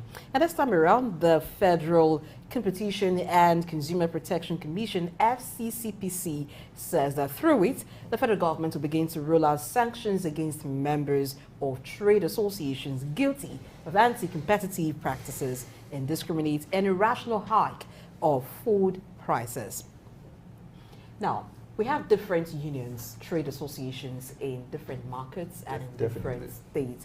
The reasons those associations are formed basically to protect the interests of their association. But we operate a mixed economy, incorporating elements of both a free and a regulated market. Having association control of fixed prices, though it's an allegation, but the FCCPC says can investigate it, and through it the government will issue sanctions to those trade unions. Ahmed Jayola, who is a broadcast consultant and also a tech enthusiast and also a consumer. Yes, a consumer is here to talk about it. Good morning, Ahmed. You don't know I don't consume as much as this young No, now, it's not. Is it about me or Ahmed? They are both consumers. I think that's it. I guess you don't consume. Okay, now let us say, you mentioned in your opening speech, we run a free, a mixed economy, where we have the free markets dimension to it, and we have the, the government regulations here and there. Government says it is its duty to ensure that consumers are not unfairly exploited, or they are not exploited in any form. Like it is their duty to ensure that they bring about affordability of most of these products for consumers. And so when they perceived that, okay, some trade associations are allegedly, trying to create a particular price regime that is not in line with the details of the forces of demand and supply, like I always say, they want to stand in. It has been said in that release, in that news that was released, that some of them will decide to exclude some people from buying commodities from certain traders. That we are the ones, if you are not under our association, you have no business selling. And this makes this can lead to market failures. It can lead to the vulnerable groups not being properly taken care of. They can be exposed. Now, they, on the other hand, I mean the traders are saying, the trade union are saying, okay, first and foremost, this is false, or it is being investigated. But we should have a measure of control on our own. After all, we pay taxes to you and we pay other forms of levy. Where should we really go from here? Knowing that we run a mixed economy. Is the government doing the right thing, trying to clamp down on traders or trade associations that are alleged to be, forcing prices on people? Are we in the right or otherwise? Okay, I'm going to start with the functions of government. One of the functions of government is making sure that products, resources, and facilities within an economy, or should I say a country, are well managed and well regulated. Now, that simply tells you that no matter what it is that you are doing in an economy, there needs to be some form of regulation. And that is why the government established the FCCPC, okay, the Federal Consumer Competition and Consumer Protection Commission. And this organization, or should I say this monitoring agency, is not just there because some people might say or might think that government is just creating different parastatals or some offices. No, no, no, no, no. Every country in the world has a consumer protection agency. America has, Britain has, Australia has. In fact, the UK and Australia are the strongest when it comes to what do you call it, the consumer protection laws. So having the Nigerian government step in and saying they are going to clamp down on associations and trade unions that are trying to determine price, basically. That's more like saying we are having an OPEC for commodities, for beans, for rice, for chicken, right? So it is not wrong to have an association. The associations may have a point. And the point coming from, okay, so rising fuel prices, energy costs, roads, traffic, higher import rates on cars or vehicles for transportation. Then you start going into climate change, which is making it harder to, source for seedlings and so on and so forth. You definitely, okay, then you have insecurity. Insecurity, which is making it harder for farmers to go back to the farm and so on and so forth. So many of these factors probably constitute the reason many of these trade associations are saying, okay, you know what, based on this and this and this and this and this, and based on demand and supply available, the demand is high, supply may not be high enough. Naturally, everybody knows that based on the laws of demand and supply, when supply is limited and demand is high, prices have to go high. Yes. So if prices have to go high and the trade unions decide, okay, because prices have to go high, it goes high. Then the federal government now says, no, prices can't just go high. We have to clamp down on those amongst you or people like you that are deciding these rates. So it's about striking a balance between their freedom and your obligation as a government. Exactly. So where the balance now comes is the FCCPC.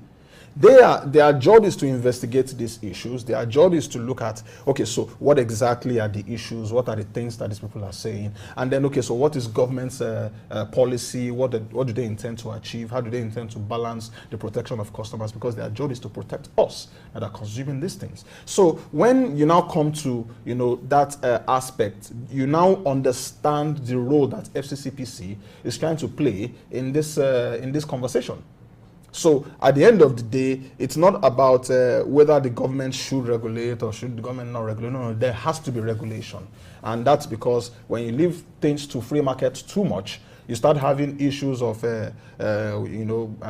irrational pricing. Some association can just come and say, no, this is how much we are charging, just like OPEC.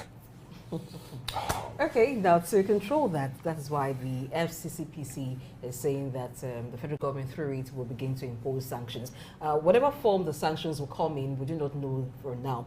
But are there some form of unintended consequences that could be a follow-up to imposing sanctions on trade associations for price fixing?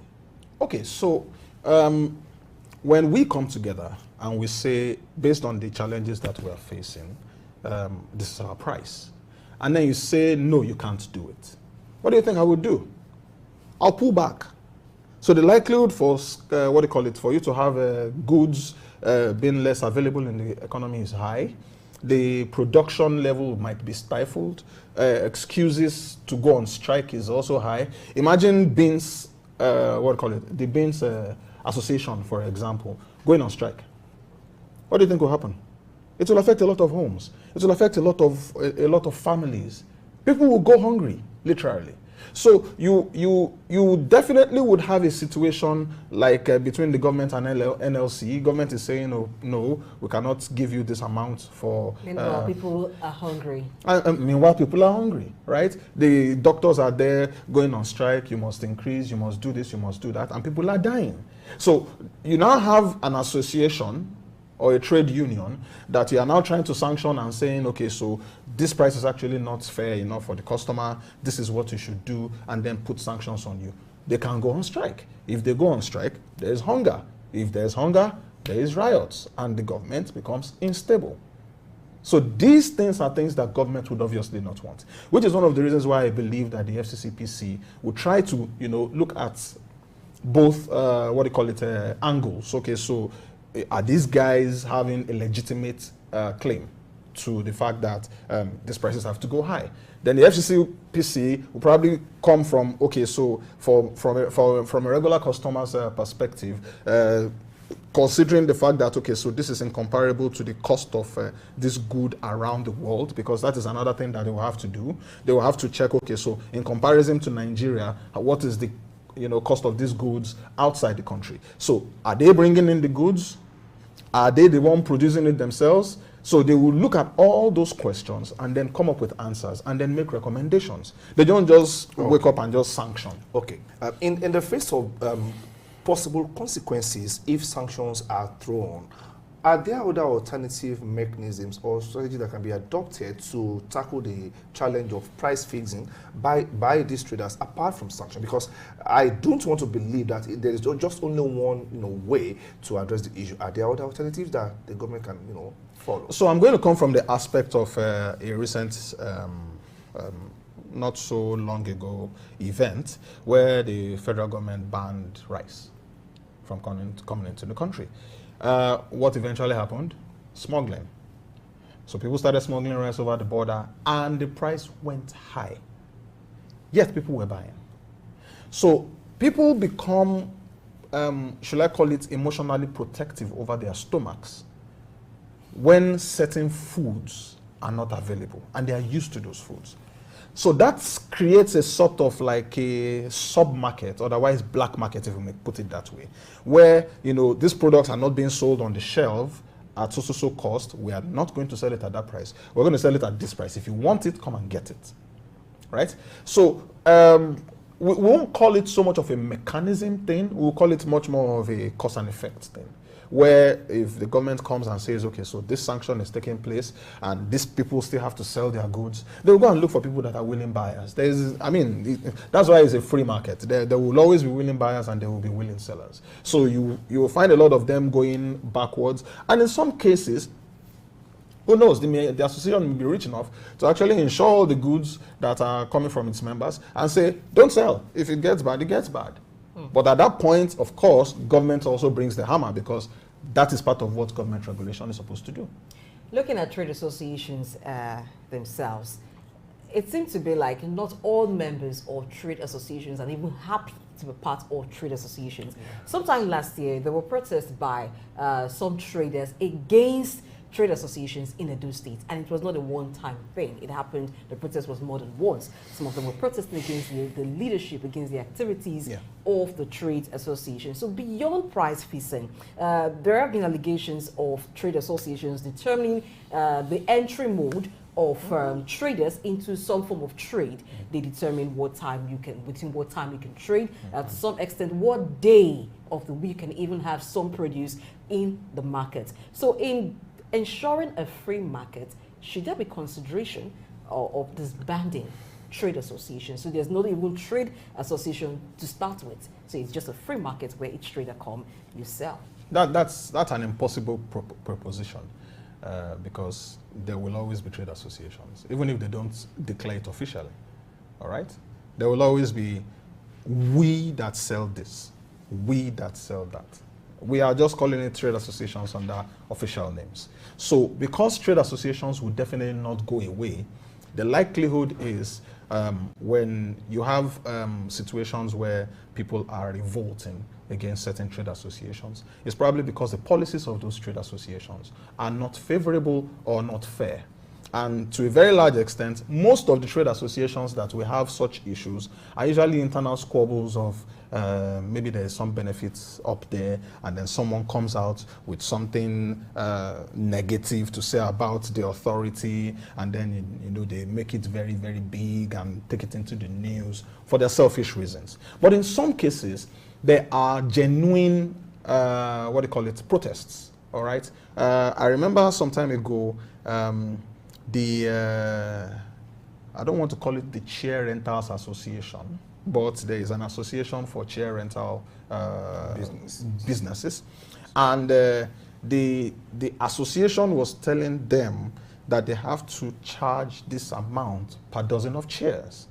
And the, the people that are older in renting chairs were like, you can't tell us what price. Because the price that we are charging is something that we know that we are already having issues with customers coming to buy. You not tell us to increase it. How are we going to have customers? Why won't people go and buy their own chairs and put it in their houses? And then you saw a lot of people technically buying chairs and putting it in their houses. A lot of churches stopped renting chairs and they just went all out and bought chairs. I mean, if I'm going to be renting a chair for this amount, how much more is it going to cost to buy it? They just went and bought in bulk. So a lot of businesses died off just because of that. A lot of businesses had to sell off their chairs and so on and so forth. Some survived, especially the older ones. So you find a situation where there is a weeding that happens whenever, there are protests like this, where there are dissatisfactions. Some, pull out of the trade associations and go and form another association. Some, depending on how registered they are in government, sometimes also determines the strength they have in holding their members together. Because if the government has recognized this particular association and then you want to go and create yours, then you are basically, rejected sometimes in some cases. Or if you have influence enough, okay, then there can be true trade associations. But the government will usually not deal with more than one association per product line or per group of people. Okay, let's still talk about this price fixing thing. I do know that price is location sensitive. Yes. Because commodities have utilities of time, of form, and of place.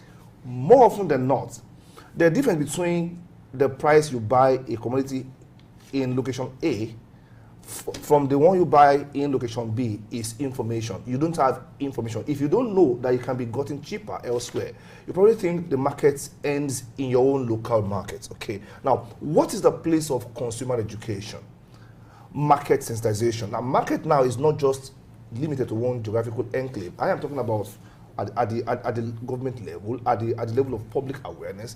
What role do you think market information and consumer education have to play in ensuring that even this alleged price fixing by traders association does not even hold water? Because if I'm well informed, I can actually leave your market and go elsewhere to get it. So there comes the issue of data.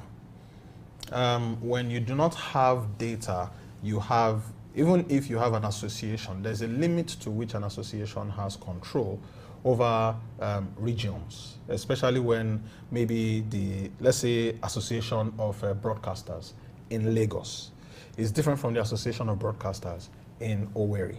Now, the association of broadcasters in Lagos would make rules and regulations peculiar to their experiences and their situation. The association of broadcasters in Owerri cannot just carry those rules and adopt them because their situation is peculiar to them. Now, how do you now want to say that you have a unified price when your situations are peculiar? So that's where it comes to bear that it's, whether we like it or not, the prices will always be ranged, okay? But in a lot of cases, you find that many of these associations tend to use a ballpark figure to control price. Because, okay, so if the people in Lagos have said beans is this amount, right? And they are saying it because of the cost of transportation, demand is high, and all those things. Someone in Owerri that is very close to the farm where they bring the same beans from is charging the same amount. No transportation cost involved, no security implications. No security implications. The person just says, how much is the price in the market? This amount. And then the person charges that price, right? But in some places where the information has not gotten to them, maybe like in the north, you start seeing them selling at maybe, okay, so let's say the price in Lagos is 10,000 naira. The person in Owerri is already selling at 10,000 naira. The person in the north, somewhere maybe, I don't know, let's say Sokoto, for example, is still selling at 2,700 because he doesn't have information about what is happening in Lagos. So you now come to the position where technology needs to help, because to a very large extent, communication is driven with technology. If you are going to have a database, it's technology. So whether you like it or not, technology will have to come to play. Well, you need to have a database of these associations. You need to have a database of all farmers. You need to have a database of the products. You need to have a database of where these products are domiciled. And to a very large extent, you need to also have representatives that would inform all these places about the benefits of having this data. Because if they don't know the benefits of having the data, the natural farming person will not have a bank account in the first place. That is one of the reasons why, what do you call it, mobile banking penetration in Nigeria is extremely low, right? So you don't have some places, there are some places where there are no banks. Same, there are some places where there is no information about trade, what do you call it? This is the amount that is here, that's the amount that is there. So when technology comes to bear, and you can put technology in place, then these people can easily find out, and the public can also find out. Because, I mean, if it is going to cost 2005 to bring it from the north, and you are selling it to me at 10,000, and I go online and I say that, okay, it is 2005 in the north, it's 10,000 here. How much is it going to cost me to bring 10 bags? It's going to cost this amount. How much is the transportation amount? At the end of the day, when I bring everything down, I am technically speaking a supplier to the person that is in Lagos. I will buy from the north myself. Agreed, but you know, sometimes it depends on the availability of the goods. The information may be there, but other factors such as time, convenience, and you want your goods delivered to you in one piece. Yes. For instance, if you're bringing goods from maybe Lagos to Benin, and you want to consider the chances of the goods, if they're fragile or if they're things that could perish, the time it takes for you to transport to Benin, will it be in the same state you would want them if you just go to a market nearby? Because even within the same city, people do use this information. You check in market A, if I want to buy maybe rice, it costs this amount. If I go to market B, it costs this amount. So people now think, which is easier, which is more cost effective for me at the end of the day. But beyond looking at the price fixing alone, or why would traders even fix price, shouldn't we also be looking at factors that could make them want to come to an agreement and say, to make sure that we do not run at loss, we also make gains, let's come to this price? Market leadership. The traders are on one side. You also have the leadership of the market. Some rules, some practices that makes it impossible to have trade that that is easy for the traders, such as maybe levies that are imposed on them.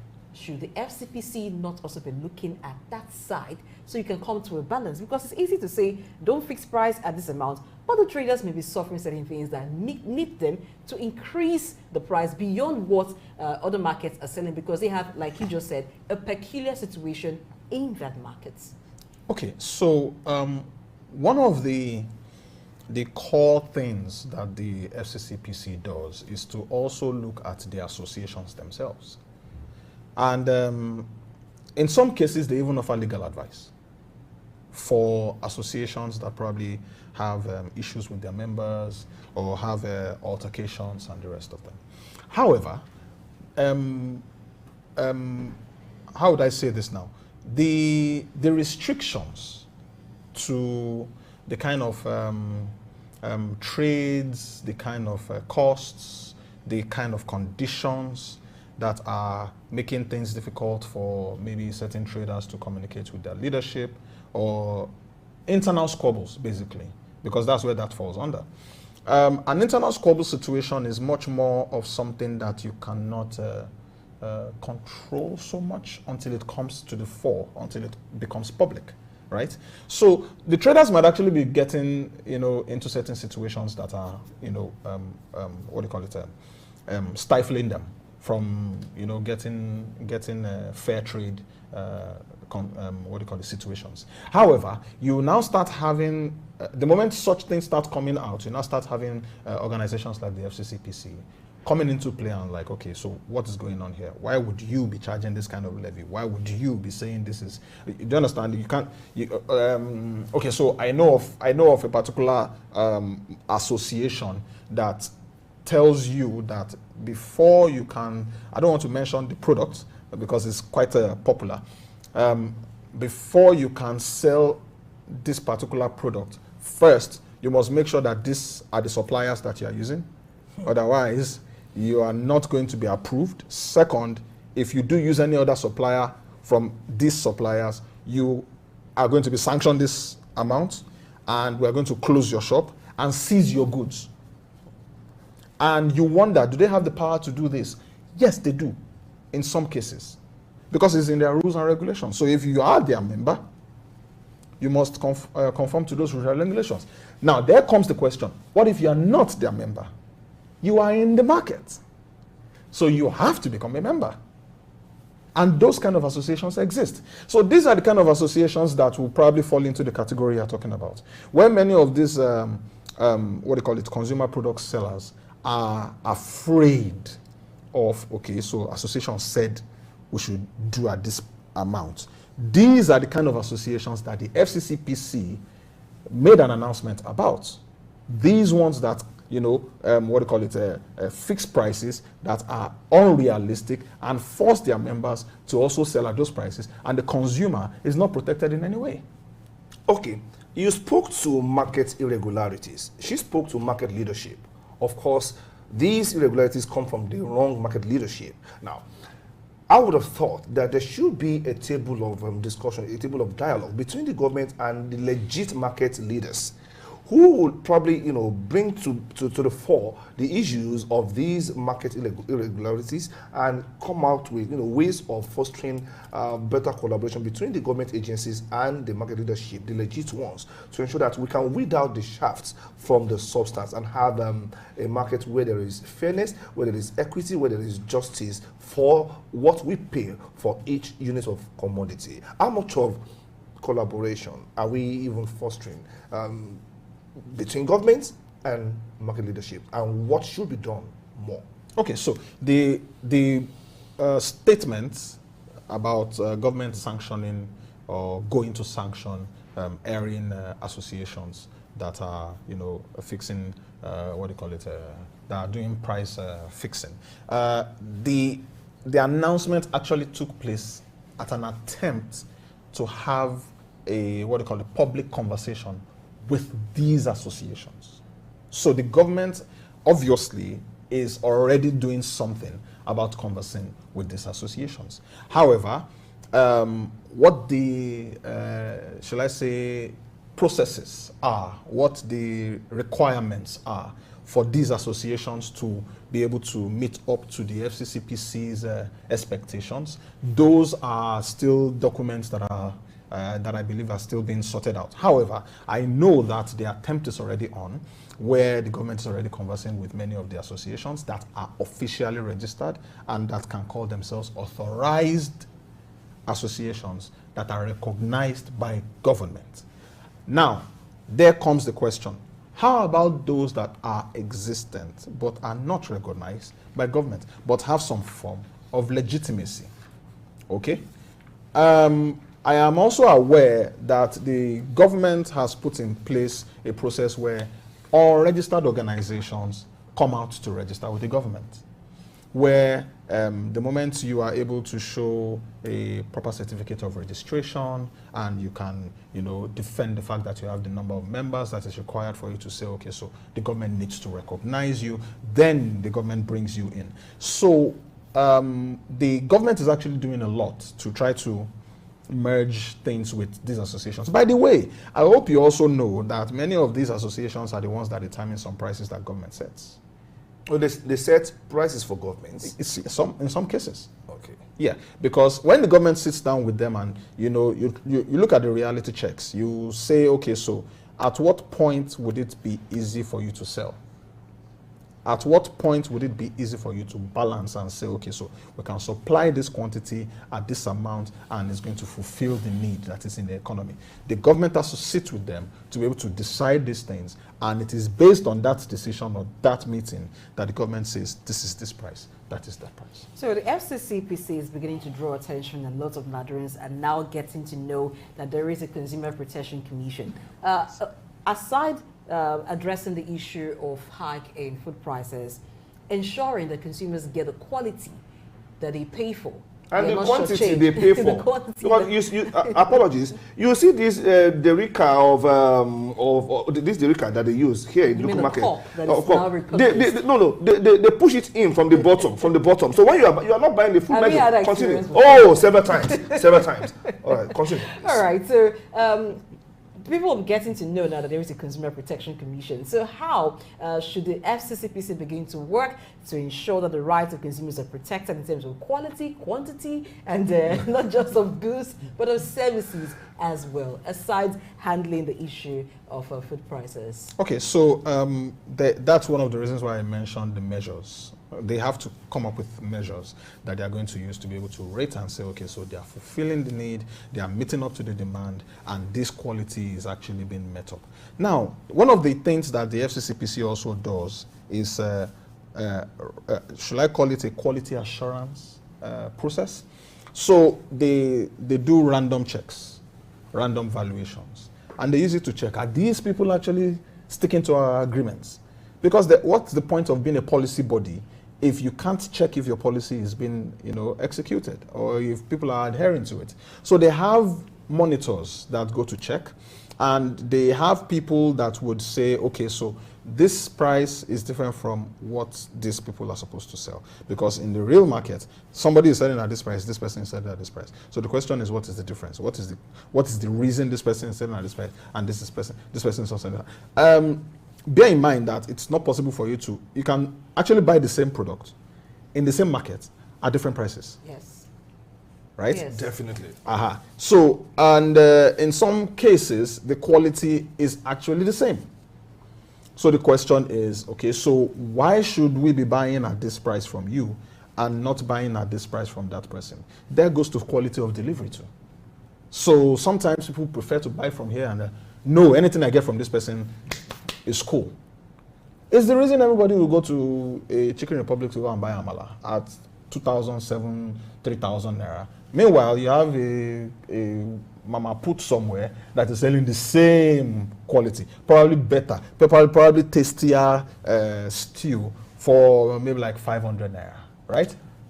And the shops are probably just beside each other. It's just a preference thing. You're going even too far. Even along the same lane, you have two shops selling the same things at different, prices, okay? And that is why for every normal demand curve, there is something called the exceptional demand curve that defies all odds, that does not, conform to the regular laws of demand and supply. We must say a very big thank you to you, Ahmed Jayola, for coming on the show this morning. It's been very educating. People know you as a broadcast consultant and a tech enthusiast. They don't know that you are a student of economics and you studied economics. Yeah, so you just brought that to bear now. I think I'll add to your title. You are also an economic enthusiast going forward. So, having spoken with the enthusiast today, we're going to break and return to looking at a game of chess. Let's say it's a game for smart people. Yes. You're one of those who play chess, and what are the benefits that could come from playing the game of chess? You get to find out after this break. We'll have a report first, and then we'll start up the conversation.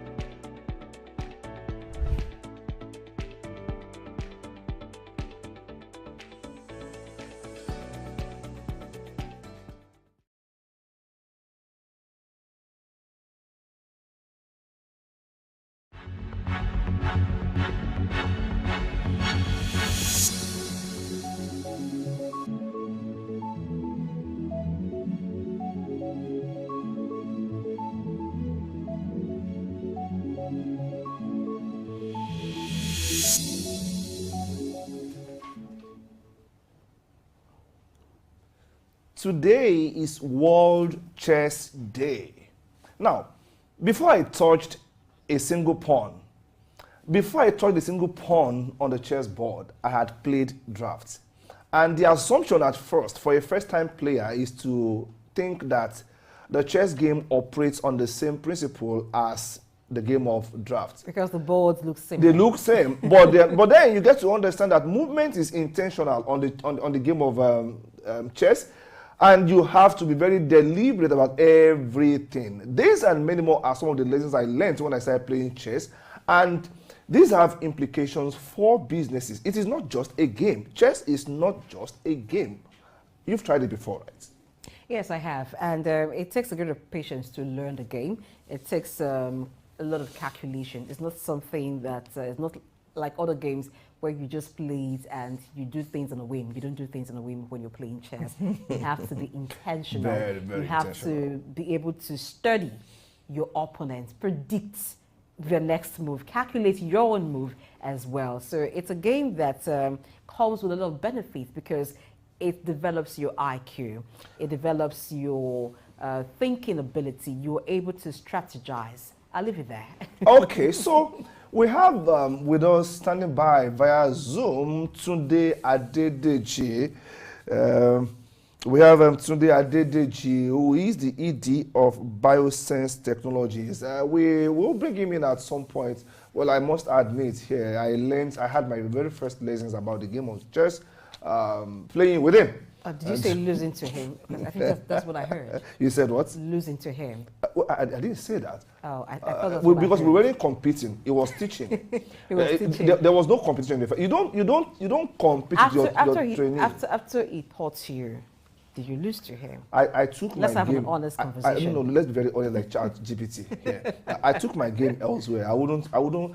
The first You rule, wouldn't dare the first your rule of teacher. the game in the book by Robert Greene, the 48 Laws of Power. The first law is never try to outshine the masters. You don't want to go there, okay? You're Now, smart. before he gets ready to link up with us, I realize we still have some issues here and there. Now, let us look at chess and the lessons you get to learn playing the game of chess. For me, the first lesson was not every opportunity should be taken. You know, in the game of draft that I made reference to earlier, the whole idea is to decimate the other opponent's, is it not pawns now, the pieces on the other half of the board. In chess, when they throw pawns at you and you end up just, like we call it, chopping, quote and unquote, you pick pawns because you think you are seeing, a good opportunity. You might just be on your way to losing the game because it's about protecting your territory and ensuring that you are not checkmated.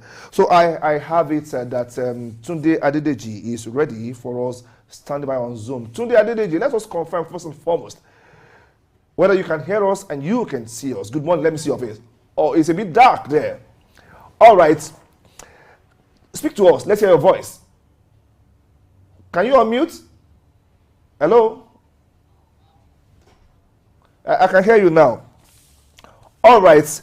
Welcome to the show. This is Tunde Adedeji, the ED of Biosense Technologies, and of course, a confirmed chess player, a confirmed chess winner. I'll give it to you. I put my hands on the game of chess, and one of the lessons you taught me back then is that, AY, not all free pawns are entirely free. You have to watch your appetite for consumption. Let's start from there.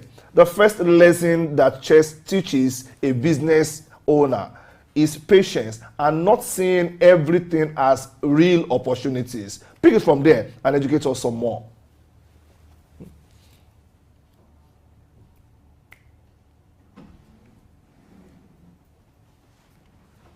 Very clearly.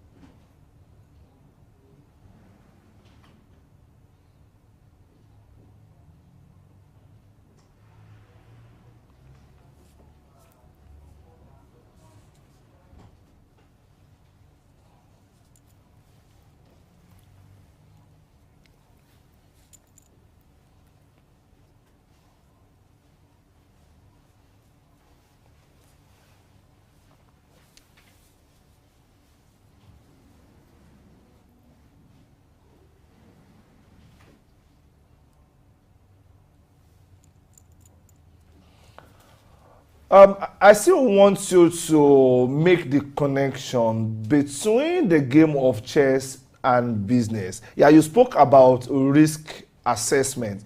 What about being strategic with your move?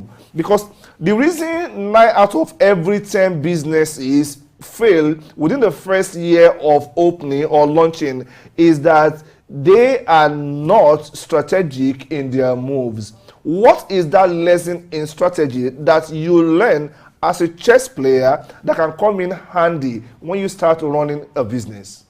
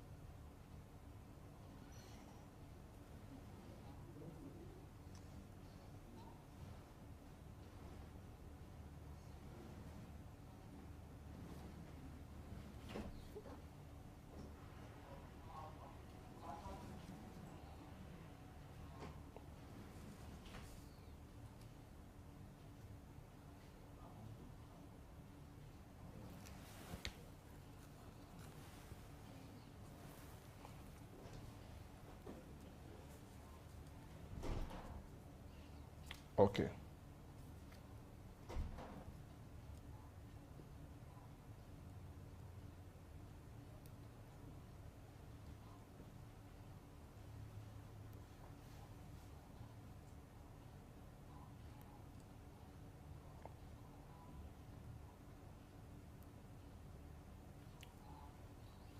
Okay, you've answered that. My colleague has another question for you. She was asking before you joined the show whether I lost to you because I told her you taught me how to play chess. And I did tell her that we never competed. You were teaching me. Blessing. I know that you may not want to tell us openly that you actually defeated him severally, because I know that happened after you taught him and then he played with you. You gave him the lesson of his life. Now, talking about lessons, to study the game of chess, to become a player of chess, it takes a lot. It's not a game you just learn in one day and become very good at it. And so let's look at when is the right time to begin to learn how to play chess.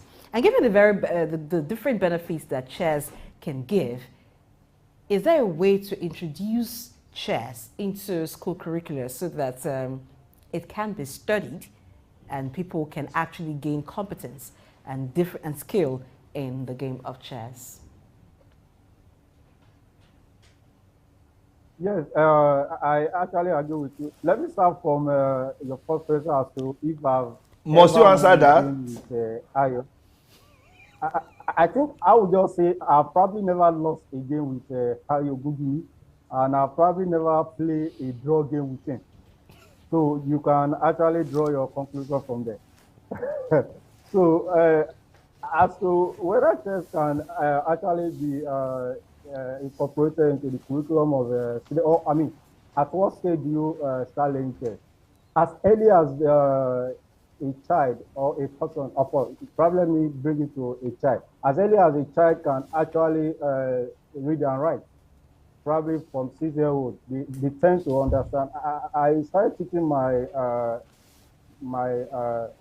first daughter how to play chess at the age of 6, and she was able to learn. At that point, of course, you might actually not rush them. You might actually, pick it from the basics as to how they move pieces, even probably understanding the name of those pieces. You understand? Make it fun because chess is, has to do with a lot of thinking, and kids don't like to just sit down for a long time and start, engaging them in a very deep thinking practice. But you can systematically start introducing chess to a child at the age of 6 and encourage them, even by just getting familiar with the pieces or playing toy game with the pieces. So they tend to imbibe the skills and the knowledge. So as adults, of course, you can learn the chess at any time. And of course, there are a lot of materials nowadays to learn the chess, to learn the game of chess. It's easy to learn. As an adult, within a day or two, you can get familiar with the pieces and understand basic rules. Fine, you might not be a pro at that level. To be a pro in chess is a very long work. It may interest you to know that even as we speak now, we probably not be able to produce a grandmaster in Nigeria. Fine, we have an international master because there are global organizations that coordinate the activities of chess in every country. They are called FIDE. So we have FIDE rating. So we have players in Nigeria that are FIDE rated at the international masters level. But in the main category, we've not been able to add a grandmaster, at least to the best of my knowledge. You understand? So chess is very tedious. It involves a lot. You must be able to study games that have been played in the past. You must be able to recognize patterns in chess quickly. And you must be able to take some tough decisions under time constraints. Just like in business where, we take decisions. But in chess, there is a game we call Blitz, like kind of form of chess play that you play fast game. Maybe within 60 seconds, you and your opponent have 60 seconds to play the game. So at that point, a player with a good pattern recognition would do well because you must be able to know all your opening moves without blinking and also know what to do in the middle game. Also must be quick to decide. At every point in time, your opponent is trying to do something, so you must be able to spot it. At every point in time, your opponent has a home. The only time you lose in chess, basically as an amateur, is of course when you don't have plans. When you think it's just about moving the pieces. No, you must have good foresight. You must be able to know what opponent and read your opponent's mind and see what he is trying to do without even communicating it verbally. Because every move implies something. It indicates, it points towards a direction. So part of the reason is Ayo has not actually been able to do well. He has not been able to study previous games to know how patterns play in this kind of terrain. Well, it takes a lot to be a chess player. But if we look at it that way, the smartness, the skills that comes from playing chess, is there a correlation that chess players have excelled more in business than other persons perhaps who do not play chess? Is there any facts to that? Well, there may not actually be scientific facts because, chess players, fine, they are very, very good with critical thinking. They are not lazy when it comes to use, the upset, and to be able to analyze the situation, just like what they do every day. You understand? Without even knowing, they do what we call SWOT analysis in business. They assess their strengths. They know if a chess player is going to play with a known player. I'm talking about tournament games. They tend to study their opponent. They study the games that their opponent have played in the past, and they master the patterns. They try to forecast. Okay, this is how this guy plays in this position. So that depends on the guy if he's able to come up with surprises to move away from damn nonsense. So you must, at every point in time, you must be able to do strength analysis of your opponent and yourself. You know your weakness, you know the opportunities that you have on the board, and you know the threats that are coming against you, just like you do in business, really. Okay. Chess, the way I see it, is a game of inequalities. When we say all animals are equal, but some are more equal than the other, chess is the real game that speaks to that. Take, for instance, we know that the movements of bishops and rooks and the kings are quite different from the movements of queens. As a matter of fact, if you look at chess as a game, the whole talk of gender inequality may not make any sense to you, because the queen on the chessboard is the most powerful officer that is meant to protect. It roams everywhere. Now that's just on a lighter side. Now let's look about role playing on the chessboard as it affects role playing in the world of business. Okay. We just lost the signal there. I was trying to make a point there. See, it's about role playing. People, different officers on the chess game, on the chessboard now, play different roles. There's a way bishops are meant to move. There's a way rooks are meant to move. There's a way the king is meant to move. There's a way the queen is meant to move. You just can't wake up anyhow and say, I'm going in this direction. You could be walking to your doom. And I think he has actually established that point. You know, there's enough correlation between the smartness that it requires to play successfully chess game and what it requires to play successfully in the field of business. Yeah, and I think what you're just talking about speaks to functionality. Definitely. Understanding that every sector in a particular business has its functions. Understanding that every person has the role that he should play. Yes, so once you understand that, people would be able to properly delineate task to people. People will properly, you can fix people in the places they should be. Job descriptions was properly spelled out, because you understand that if you do not clearly spell out a role, then people cannot fix into the function. So the chess game has several benefits. You playing the game, you're learning, but I think the consciousness should be built so that when you're playing a game, not just chess game, and the different things that you get to do, the strategy you employ, the skill that you display, you begin to use it for other things, particularly business. Because some persons are very skilled in a particular game, but they do not translate their skill that they built while playing the game into other aspects of life. It's just seen as, oh, it's something I do for leisure. It's my hobby, honestly and speaking, it ends there. You're right about that. I think it's more about those who introduce you to the game in the first place. If you're very good at playing Monopoly, for instance, you could be good at investing. Yes. If you're very good at playing Scrabbles, your diction might be on point, really. Oh, yeah, because and if you're very good words. at the game of chess, you could be a very big thinker when it comes to business execution. Now, I think we owe the people coming after that explanation. When you introduce a child to the first game of life, make that connect between this game and real life experience. So it's just not another form of leisure. They have leisure everywhere, but when it comes to some games, please let us ensure that we make the connect between the game and the world of business. All right, to make you a good manager, to make you a good business person. ED Biosense Technologies want to say thank you. We lost you at the tail end of the interview, but we have actually learned a lot from the little time you spent with us. And we'll take a break now. Blessing, when we come back, what are we having next? Before we talk about that, I got your message, Tunde.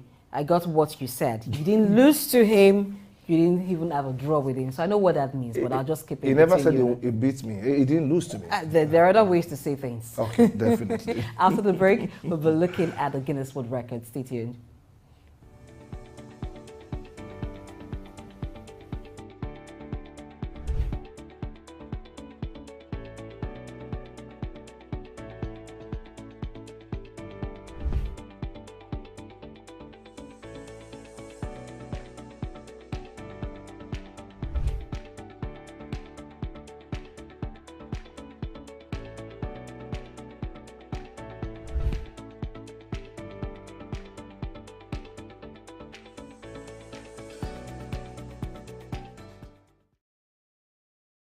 Kiss a ton, massage a ton, cook a ton. These and many others are among the list of applications received by the Guinness World Record from Nigerians in the past few months. The success story and business mileage Hidabasi received has inspired many Nigerians to set new records or attempt to break the existing ones. Today we hit the streets of Lagos to get reaction as regards the Guinness World Records and its controversies. Following the Hidabasi successful cookathon, which gathered enormous attention, earned her the Guinness World Record and celebrity status. Many Nigerians have attempted to set a new world record or break existing ones. Guinness World Record announced that it has received 1,500 applications from Nigerians in the last few months. The applications ranges from cookathon, sleepathon, and even kissathon, among others. I wouldn't say they are serious. They are not serious. The reason why I say they are not serious is that I like to be myself. It's better to be oneself with whatever you do. It's not until when someone comes out, that's when you think of coming out to come and show your own talent or any other thing. Yes, they are serious because they are like, maybe they should just try to make attempt of who knows how to do better or who is trying to do something more better. Some persons embarked on the record attempts which were not registered with the Guinness World Record, all with the intention of having fun or becoming popular. Aside Hidabasi, any other person that is doing it, I don't think it is relevant, because why? Why would you be crying and telling us you want to cry for 170 hours? For what? Are you sad? Are you a sadist? No. So I don't think it is relevant. The relevance of it is everyone is trying to showcase his or her talent to the whole world, to make people to know them more. Like everyone wants to be a celebrity, let this person know me, let these people know me. So I think that's what everybody is trying to do at the moment.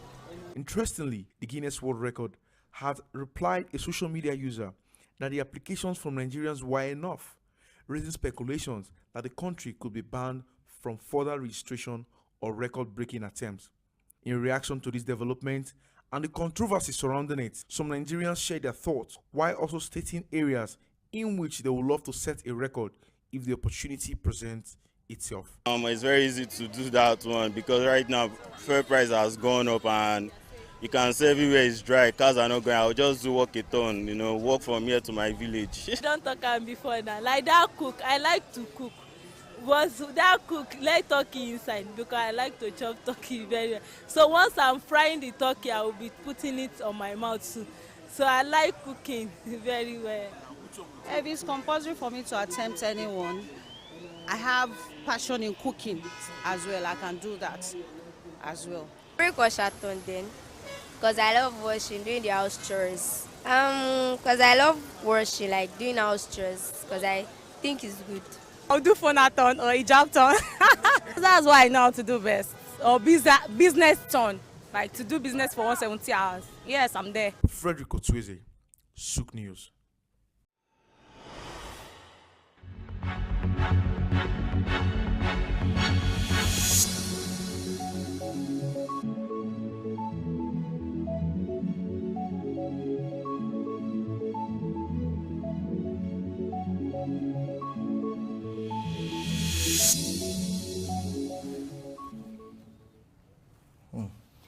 That was a very funny report. I had to laugh because at a point where a lady asked the person who embarked on the cryathon, if it's a sadist, why would you want to cry for that number of hours? And then to get to hear what people would want to do, the areas in which they want to break a record, the lady said business fun and different funny things. Ayo, in which area would you want to break a record? Listening a ton. Listening a ton. Because I just listen to a lot of tons. I don't understand. People. So you will listen for how many hours?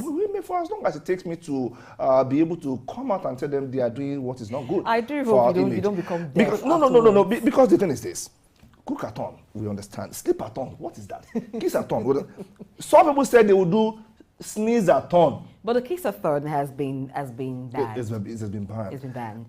And now let's talk about the real issues here now, beyond the fun of it. That report by Fred Otweze, I think I like it. It's a complete detour from the serious engagement of business. Of course, it has implications now. If we have 1,500 applications from Nigeria alone in 2 months, and even Guinness is saying Nigeria could be banned, that speaks to the mediocrity of our thinking as a people.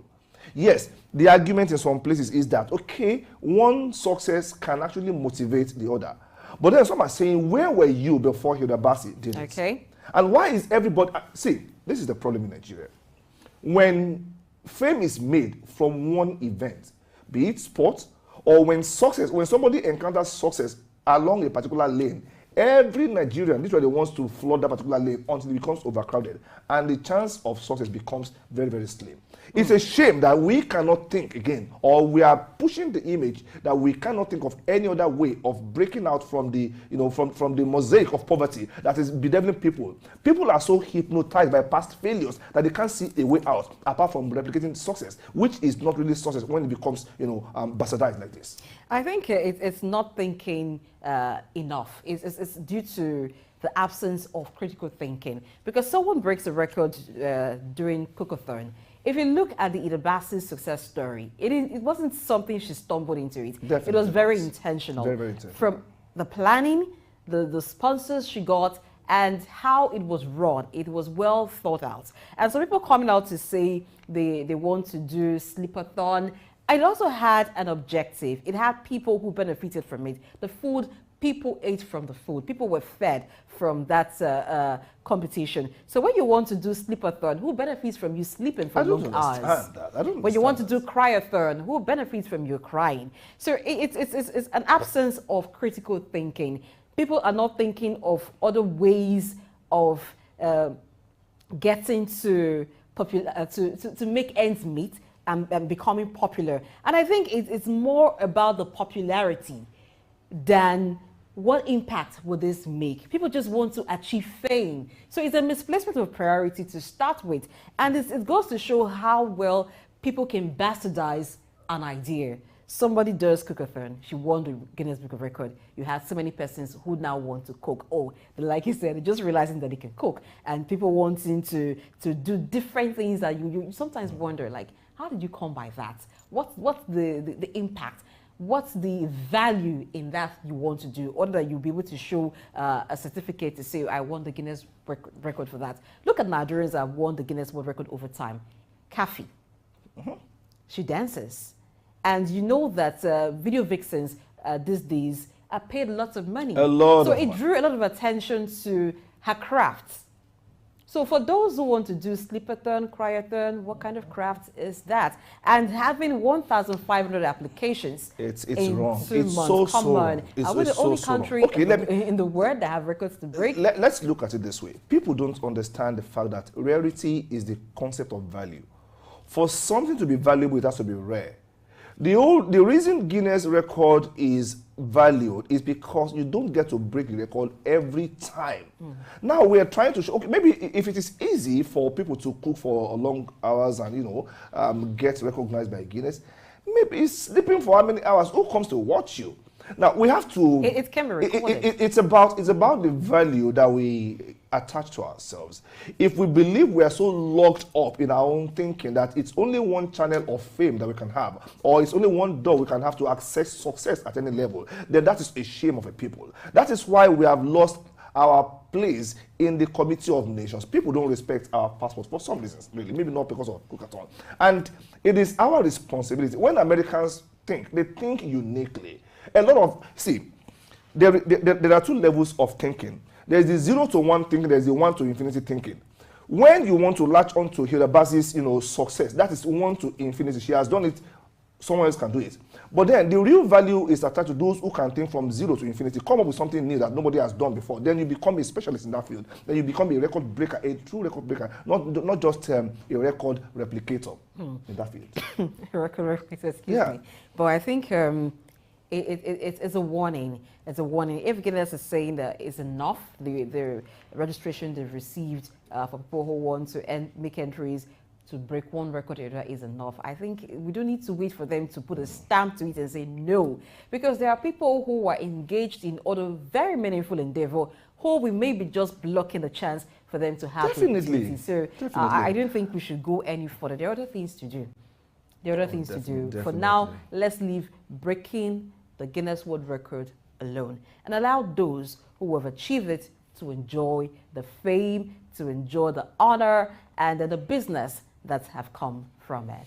Okay, so that is how far we will go today on the show. It's been another 3-hour package from 7 a.m. to 10 a.m. or thereabouts. And I've really enjoyed today, especially the chess discussion. And now the funny side of the story, which is not so funny, it's a national disaster, so to speak, in the context, because we are painting our nation bad. It's making it look like those people have no jobs anymore. No jobs anymore. They have no Trust hope. me, it's good if you're going to do anything, break a record for 3-4 hours. If you work, you're going to be off work.